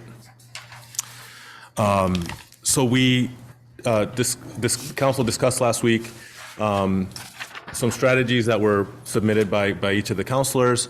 When I talked to Tess about how to sort of take this next step on approving a housing strategy, we sort of leaned back on the strategic plan because that was very recent. It was done by the whole body, and it specifically referenced housing as goal 1 and strategy 1. So this is just a refresher on what was in the strategic plan related to housing. And so we took with myself and Tess. This is not etched in stone. This is sort of what we took away from the conversation. Certainly subject to your change. This is what we took away in those 3 buckets that track the strategic plan. And strategy 1 was stimulating infill development. And there's three action items below that, which is to support completion of the CDRPC vacant subdividable lot study, relaxing zoning requirements to make it more easy to do infill development, and creation of a small lot subdivision grant. Strategy 2 was stimulating housing development more generally, and we have 3 action items listed here as well, which is supporting and continuing to pursue our existing housing development projects. Listed there is the Gateway, Prospect Heights, and redevelopment of the Seminary Street parking lot, which after speaking internally, we thought would be a great opportunity to pursue as a TIF project because it's in the TIF district. The next strategy was, the next action item below that was to inventory and assess city-owned parking lots and vacant property for public-private redevelopment opportunities.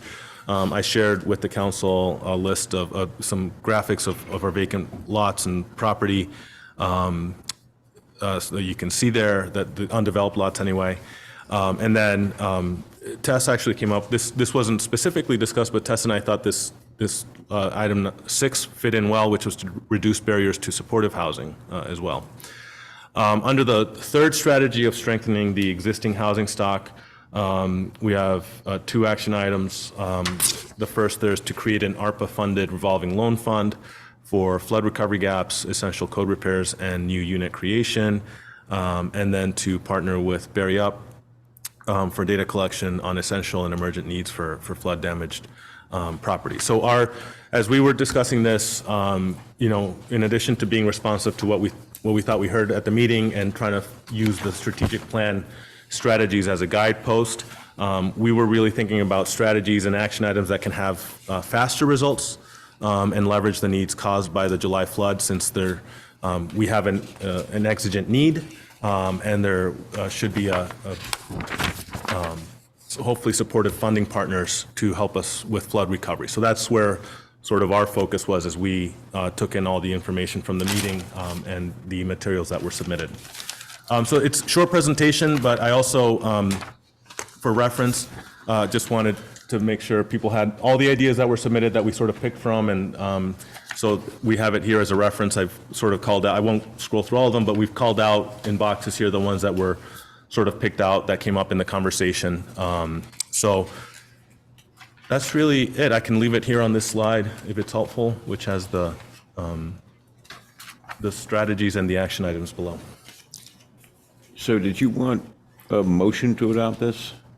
I mean, I'm fine with it as long as we all understand that housing needs, strategies, opportunities. I mean, the strategies can change with the opportunities. So, for example, if the state all of a sudden announced a $50 million fund for X, it may change our strategy or how we prioritize things. So as long as we recognize that, I think there's some, good stuff here, but I think as long, if this is it and it's never going to change for 2 years, I'm not a big fan, but as long as we recognize that we all need to be flexible as we pursue opportunities and strategies, I'd make the motion to approve. Second. There's a motion and a second under further discussion. Yeah, no, I don't think this is, carved in granite for the next century. More so that what I was hearing is that people were looking for consensus vision that the city council could get behind in the near term. And so I think this is a good list in that it has faster results. Although, I think some of these, like the Gateway project, to me is a longer term project. Prospect definitely. Heights is a midterm, and Seminary Street is the near term. Seminary is next week. Let's do it. Okay. I mean, I'm great, serious. yeah. It's a simple RFP. Yeah, Let's great. go. If you could just let me finish my thought.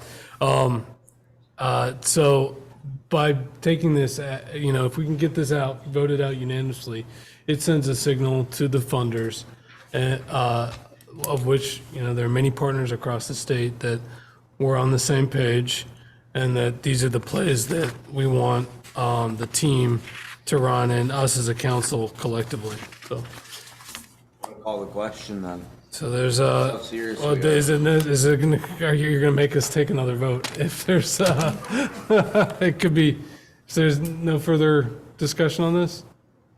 All right. No, other All right, all than, can we meet next week and talk about the Seminary Street parking lot? You know, I mean, I've been thinking about that. I mean, I think it's an RFP that we could get out relatively quickly. Yeah. Well, that was actually one of my questions. I was wondering why you chose that parking lot among all the parking lots in the city and why you're so. Yeah, I mean, I can go into it now. I mean, as I kept looking at that parking lot, and it could be, I saw that utilization actually the lowest of all the parking lots. Merchants Row is just I had to take that one out of the mix right away just because it's such an odd shaped parking lot. You put any substantial structure sort of anywhere on Merchants. There's some areas where literally you couldn't maintain two-way traffic if you did that.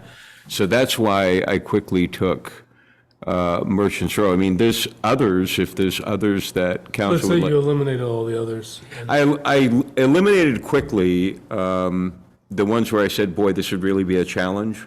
The auditorium. On occasion, well, our goal is to rent the auditorium more and more, and actually we're planning on, thank you, Senator Sanders, putting more money into the auditorium. So we're actually, as we expand the use of the auditorium, we're going to need the parking up there. So there were certain areas of the city where I could quickly say, no, this wouldn't work, this wouldn't work, this wouldn't work.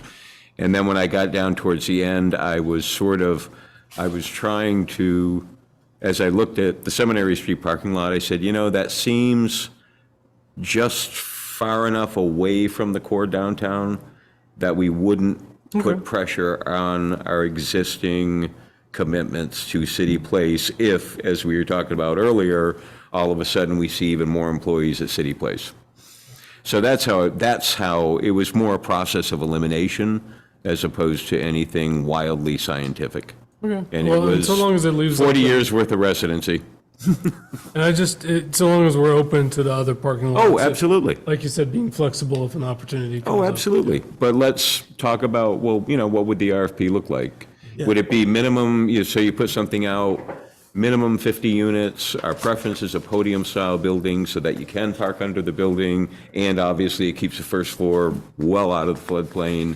So it's just putting together a bullet point RFP, issuing it to the development community and say, look, here's an opportunity to partner with us and see what they come back with.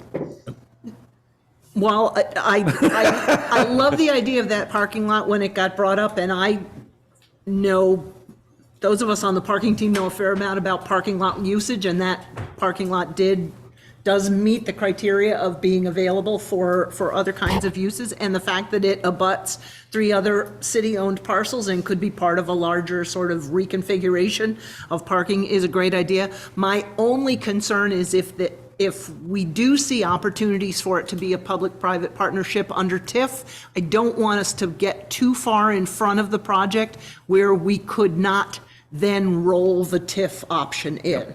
And if we're going to start putting RFPs out, I'm afraid that we're going to get ahead of the TIF project, TIF process.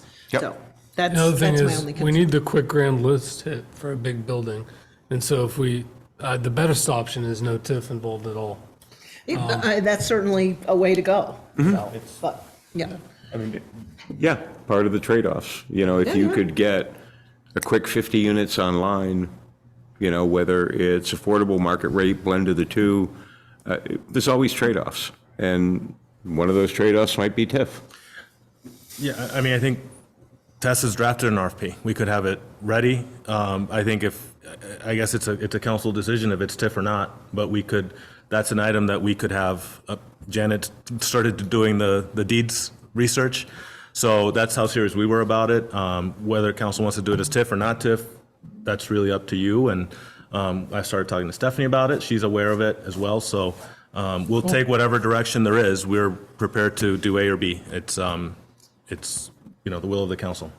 I think it's best to try without TIF first, and then if subsidies needed, then look at it. And when you say without TIF, are you thinking, so when we talk about a public-private partnership, I mean, the city would give up the land, correct? So the city gives up the land, and that's sort of But And obviously, could we're getting grand list participate growth, in we're getting housing. The infrastructure build, that would be involved, whether it's maintenance of the parking, ground level parking, whether it's, installation, obviously, of the water, sewer, those kinds of things that would qualify for TIF.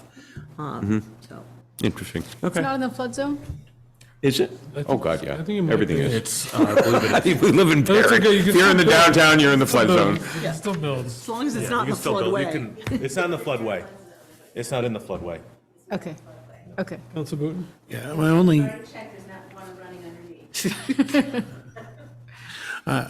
I think it's a great idea to put it out there. The only concern I have is the potential of a plume underneath.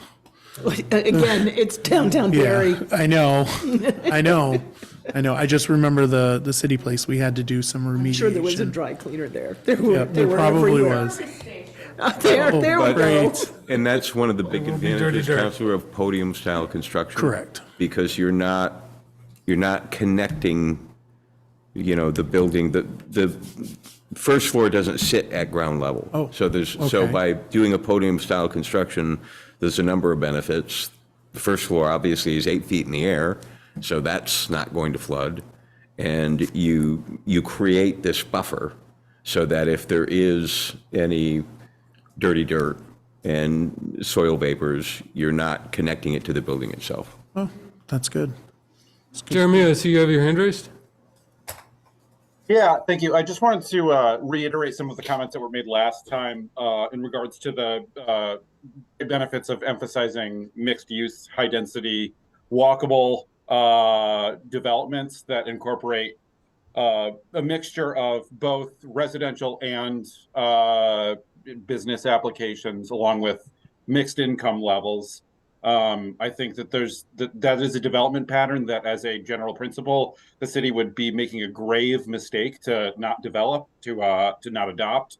I'm a little bit concerned in regards to building a podium style building in that regard in particular, because it obviously takes away the opportunity for business spaces and the attendant tax revenue that comes along with that.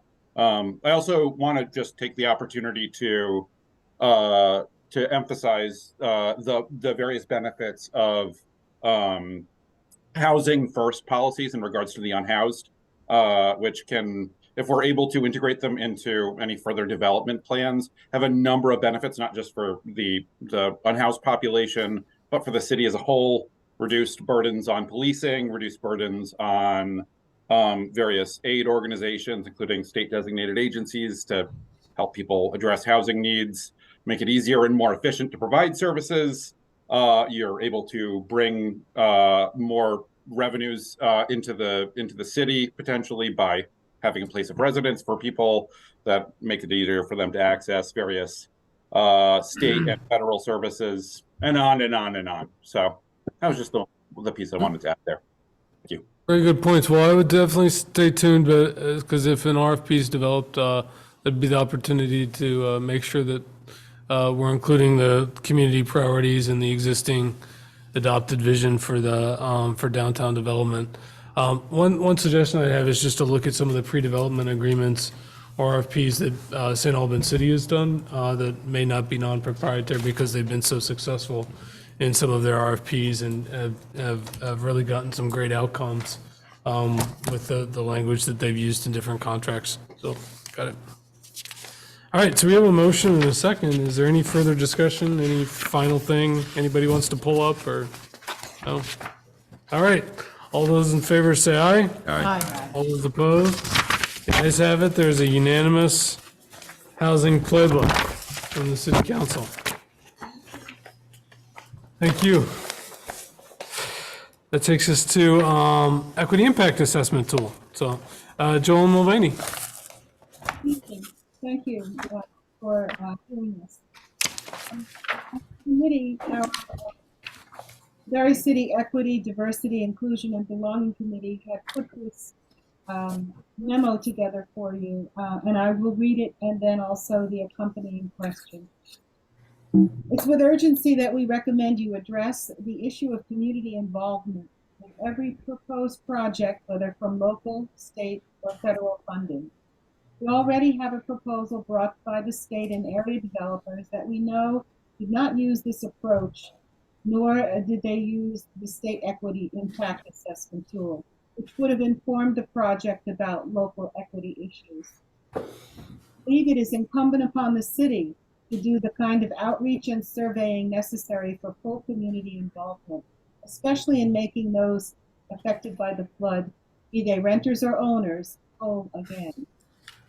Whatever effort is made by the city for this first proposal will be useful in every additional plan and for all future projects with an impact on our most vulnerable families. Therefore, it is essential for the city to put the Barre City Equity Impact Assessment tool into effect for all development projects. To that end, the city must conduct a house-by-house survey of the affected areas to determine facts specific to each individual dwelling. Facts such as the number of residents per household, income range per household, number of children and ages, housing debt load, and many other pieces of information that would be useful to guide a recovery focused on fairness. While there may be sources of this data in a generalized form, in order to be useful effectively, the data must be collected, analyzed, and the gaps identified. In addition, citywide surveys can be conducted to help with designs and developments that will be extant for many years to come. We have an opportunity to correct the deficiencies and improve the systems by including as much community input as possible. Large, well-facilitated community meetings and online surveys conducted so far have reached less than 20% of our residents, fewer if counting attendees who are residents. There will be a community coordinator focused on homelessness and housing insecurity. Actually, it says arriving shortly, but I believe that she is already here. We understand the staff person will be charged with conducting surveys to gather the necessary material, including organizing volunteer canvassers. Our committee stands poised to assist in this endeavor in any way that we can. Attached, please find the questions on the Barre City Equity Impact Assessment tool that would require study of residents. Questions in bold are required by the tool. Others are optional, but all would bring the voices of the residents. So the question, there are more questions than just the ones that we listed here. However, these are the ones I think we all thought would be germane to this idea of surveying the community. And the first is, does this proposal advance a strategic goal and or key performance indicator of the Barre City Municipal Plan or the strategic plan when developed? And if yes, which? Do you have sufficient population level data to understand whether the proposal would address or create any racial or economic disparities? If not, what data would be needed? Which other committees or local stakeholders may have an interest in this proposal or its outcomes? Does the proposal encourage or prioritize contractors led by members of marginalized groups? May include, but is not limited to, vendors designated as minority or women-owned businesses, enterprises, or disadvantaged business enterprises. Describe the proposal's target population, including demographic information such as race, ethnicity, sexual orientation, gender identity or expression, age, religion, economic status, political affiliation, etc. Did you meaningfully consult with community members in developing this proposal? If so, how? Joan, so I'm sorry to cut you off. I can tell people are getting a little bit antsy, and I know they have this written down in their packet in front of them. Yeah. Basically, we just wanted to make sure that this tool is being used, and just to say that our committee is poised to train individuals who may want to know more about it or know how to use it, and certainly we'd be able to do that. I know that we've already done a training with the Planning Commission, and we'd be happy to do trainings for others who would need to be using this. And so do you foresee this being applied to like the outreach related to the Gateway project? Absolutely. Or? I think it could go hand in hand. It could certainly help us hone what those identifiers could be, or what those data points could be that we would need. Yeah, I do. We do.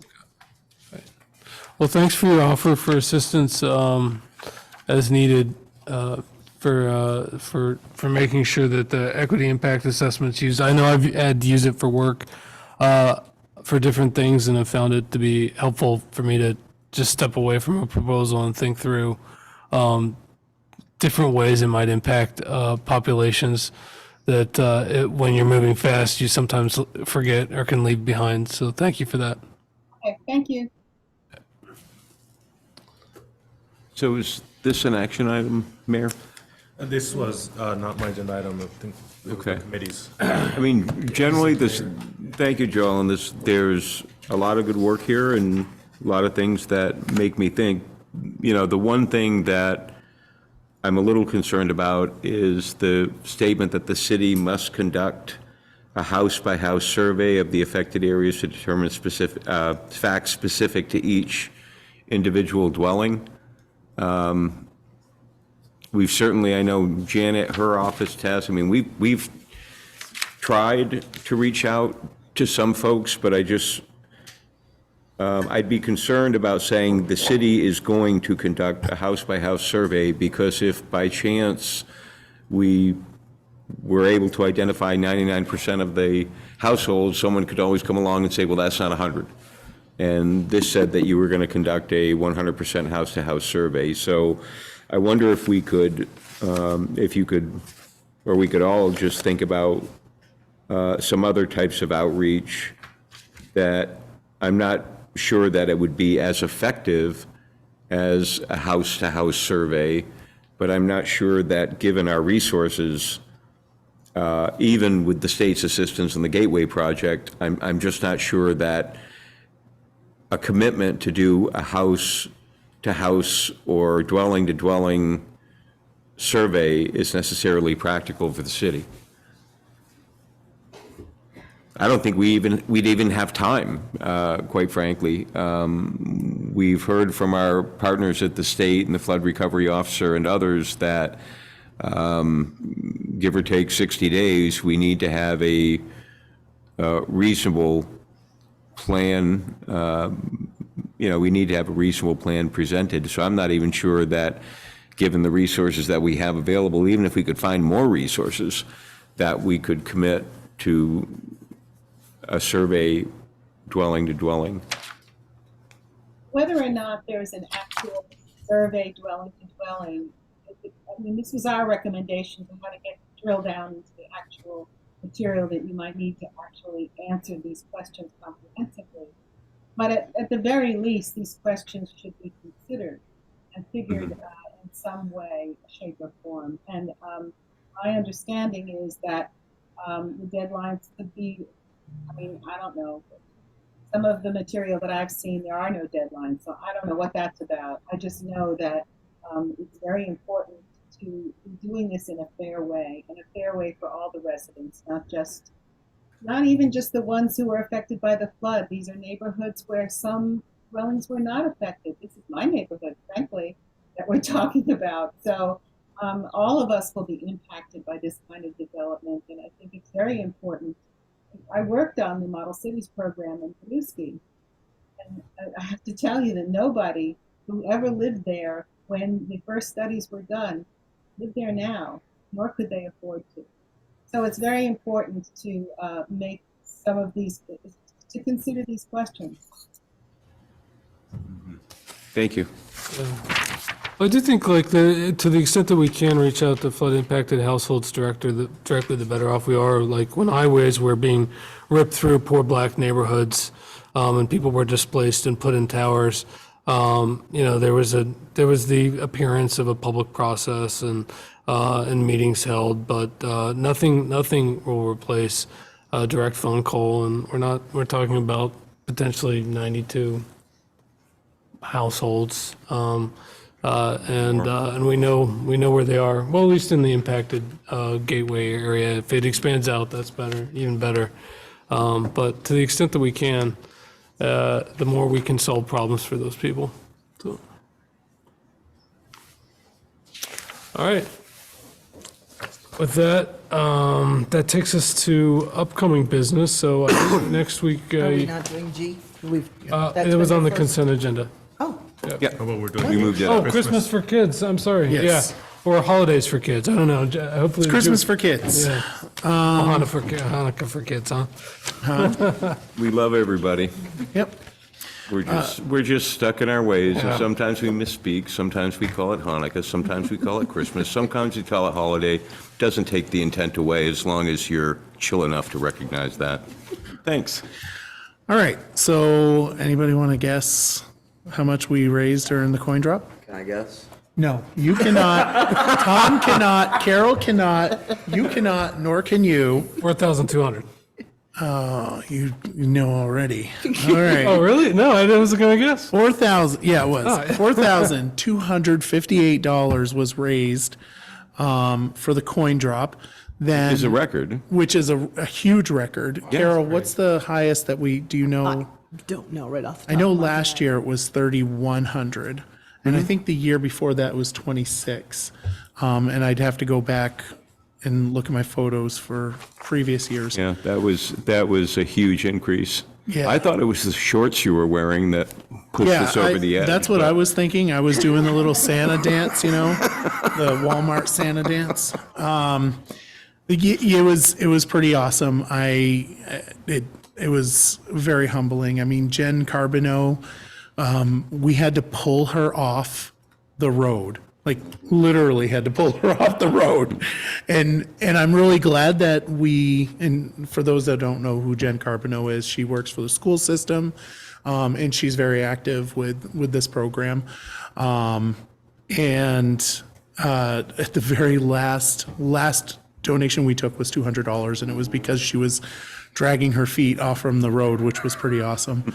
And then on top of that, Councillor Lozon sent his yearly request out, and National Life donated $1,000. Wow. Union Mutual donated $1,000. Community National Bank donated $1,000. Metro Development donated $1,000, and Tom and Karen donated $1,000. And Salvador and Babbitt. And And okay. Salvador and Babbitt, yeah. Okay, so, yeah, wow. And So- there's at least one other out there, NSB.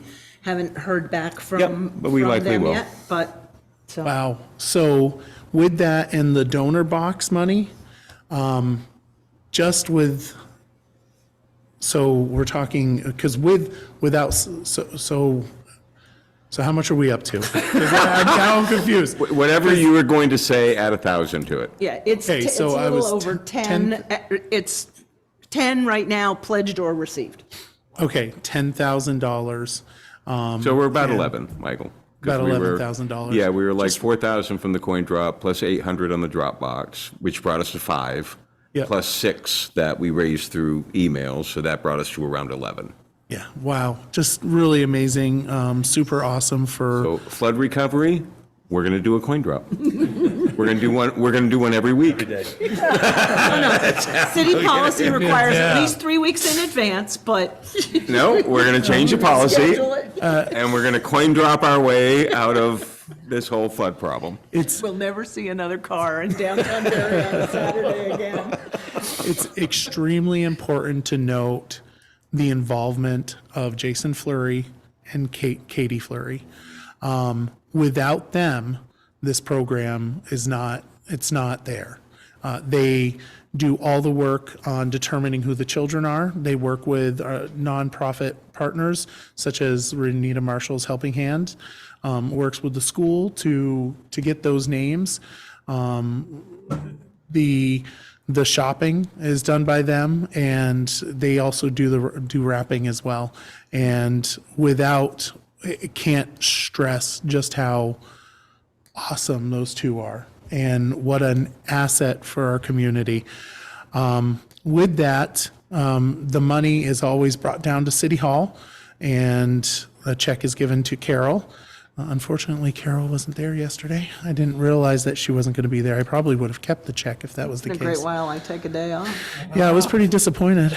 And there was also $25 that was written out to Barre Juvenile Officers Association. So the motion that I want to make is to allocate the all the money that's being collected for Christmas for Kids to the Barre Juvenile Officers Association, which is the non-profit that pays for the gifts. There's a motion for the allocation. Is there a second?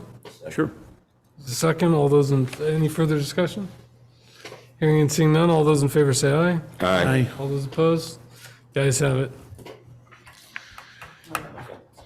I didn't do anything. It was all Jason. Jason and Katie. Barre Juvenile Association. Is that correct? Barre Juvenile? I'll look up what the actual. Whatever, can I amend my motion and just whatever it is that, I'm pretty sure it's Barre Juvenile. I know what the intention is. Yes, thank you. So Carol takes a day off work every once in a while. That's that's the real news. All right, so upcoming business. We have ledge platform, zoning issue, budget. What else is coming up? The Barre Up lease will come up for ratification, and I believe if he's ready, Adam Jacobs is going to do an update from all the volunteer activities that happened during the summer when he was a volunteer coordinator. Oh, cool. All right, if there's no other items for upcoming business, that takes us to roundtable. We'll start with Councilor Deering. Sure.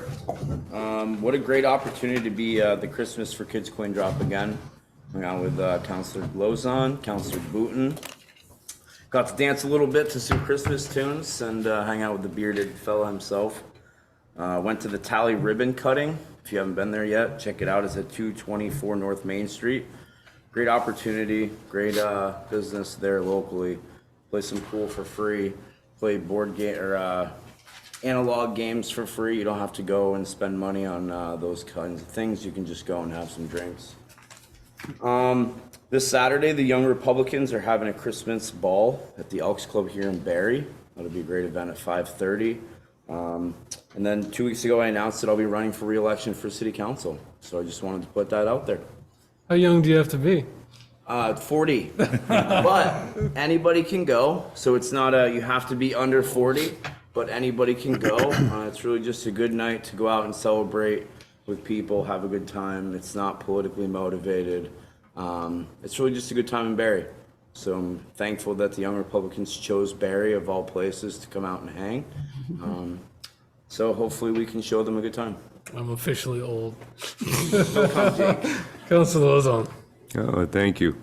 Well, Councilor Deering and Councilor Booton, thanks for your help at the Christmas for Kids coin drive. You made the nice list, so good for you. Santa's a busy guy. He needs a lot of help, and we're fortunate to have people like Jason Fleury and his little girl and Jen Carbonell who worked so hard on the program. So it was a fun morning, and it was a morning that made you feel good because seriously, I'm not surprised that we set a record on because it was just incredible that people were coming out and throwing 20s and 50s and there were, it wasn't a lot of coins. It was mostly larger bills. So we really appreciate everybody who made that project a success.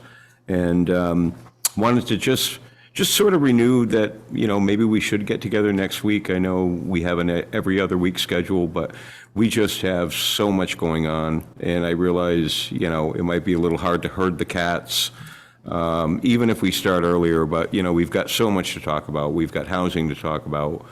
We don't have a lot of time to talk about it. We have, what do we have, Carol? About 6 weeks before we actually have to adopt a budget? Yep. We don't have a lot of time. And it just might be helpful if we step up our game a little bit and start meeting weekly for the duration until we get past, warning time. Because it's just going to come up quick. And even, Nicholas, you've got a family, and I know the staff has worked very hard. They've had a heck of a year in 23. I'll tell you what, on December 31st, 2023, I'm going to punch 23 right in the face and knock it out the door. So even if it was just the council talking about some of these things and teeing things up for Nicholas and the staff, so we're not burning up their time. I just think we ought to consider that. I mean, because literally 6 weeks until we got to set a budget. We don't have a lot of time. Yeah, it does feel like a standalone with that- budget meeting. With that, I'm done. Thank you. Makes sense. So, Counselor Shambell, I'm going to pass. Counselor Stockwell. I was in White River and I was thinking about medium-density housing. Of course, what else would I think about? And I was looking at their apartment buildings and the way that they fit well into the city and how the city continues to develop and grow. And I just think it's a good model. It's a good model of how to make a city come alive. And with that, I'll pass. Counselor Booten? Yeah, so I feel like there's so many meetings that I just can't remember. We didn't have one last week, right? Okay, so big shout out to Tracy for the holiday festivities that happened. Unfortunately, I was down in Virginia. It will be the last time I go out of state for Thanksgiving because of all the awesome festivities that happen up here. I also went to Tally. It's pretty cool. They have a shuffleboard, and not shuffleboard. Is that what it is? Yeah, shuffleboard. Which, if you haven't done that before, it is fantastic. Just watching the thing just like glide on the little beads. It's amazing. And they're open until 10 o'clock, which it's going to be too late for us. Yesterday, we did count the money, or not, yeah, we counted the money. Well, we didn't count the money, but we sorted it. Steve and I and Bethany helped, or I think it was Brooke. Anyway, so big thanks to Steve McKenzie, Bethany, Brooke, and Linda from Community National Bank. They have been extremely helpful in the last couple of years with counting that money because they have a nice coin machine. There is still a contest for the partnership with the holiday lights. So go to their Facebook page, the Barre Partnership, to take a look at that and decorate your house and try to win the prize. There's two. There's the Martha Stewart, and then there's the Griswold, right? Griswold, I think is that correct? Yeah, the Griswold. Don, you just need to move to Barre, and then you can try. On Saturday, there's going to be Jeepmas, which people dress up their Jeep with lights and drive through Barre City and through Montpelier, honking our horns and causing a ruckus. And there'll be one city councilor and one previous city councilor in there. And I can't tell you who it is, but I guess you can guess. Or, well, you might not be able to guess, but you can always watch it and try to guess. With that, I'll pass. Counselor Wozniak? I'll mostly pass, but just to say, if we do, I won't be able to meet next Tuesday, if that's a thing that the rest of it does. So just an FYI. I'll pass. Well, it may be a little too soon to get a standalone budget meeting together for next week, but it does feel like I agree that having just one focused budget meeting would be better than having stuff loaded up with like volunteer updates and stuff. That way we can just have focus and not be here too late. I have to say kudos to staff for all these heavy wet snows. It's just been crazy. All the power outages, but things have just kept on running in Barre. So it's been good to see, and I know there were probably a lot of down and dead trees. Yeah, for the staff. And with that, I'll pass. So it takes us to adjournment. Executive session. Wait. Oh, we have an executive session on litigation. And You sent us an email, didn't you? No, it was personnel. You requested it. and I have Yeah, one I was, for- but you know what? I think my questions have been answered based on the citywide reappraisal update. Okay. Because I was just wondering about, and I Move just. to adjourn. Yeah. Yeah. Yay. Second. Motion and a second to adjourn at 10 till 10. All those in favor say aye. Aye. All those opposed, the ayes have it. Night, all. Night, Night. Teddy. Hey, Mel, you want to sign my petition? Sure, sign the petition. All right.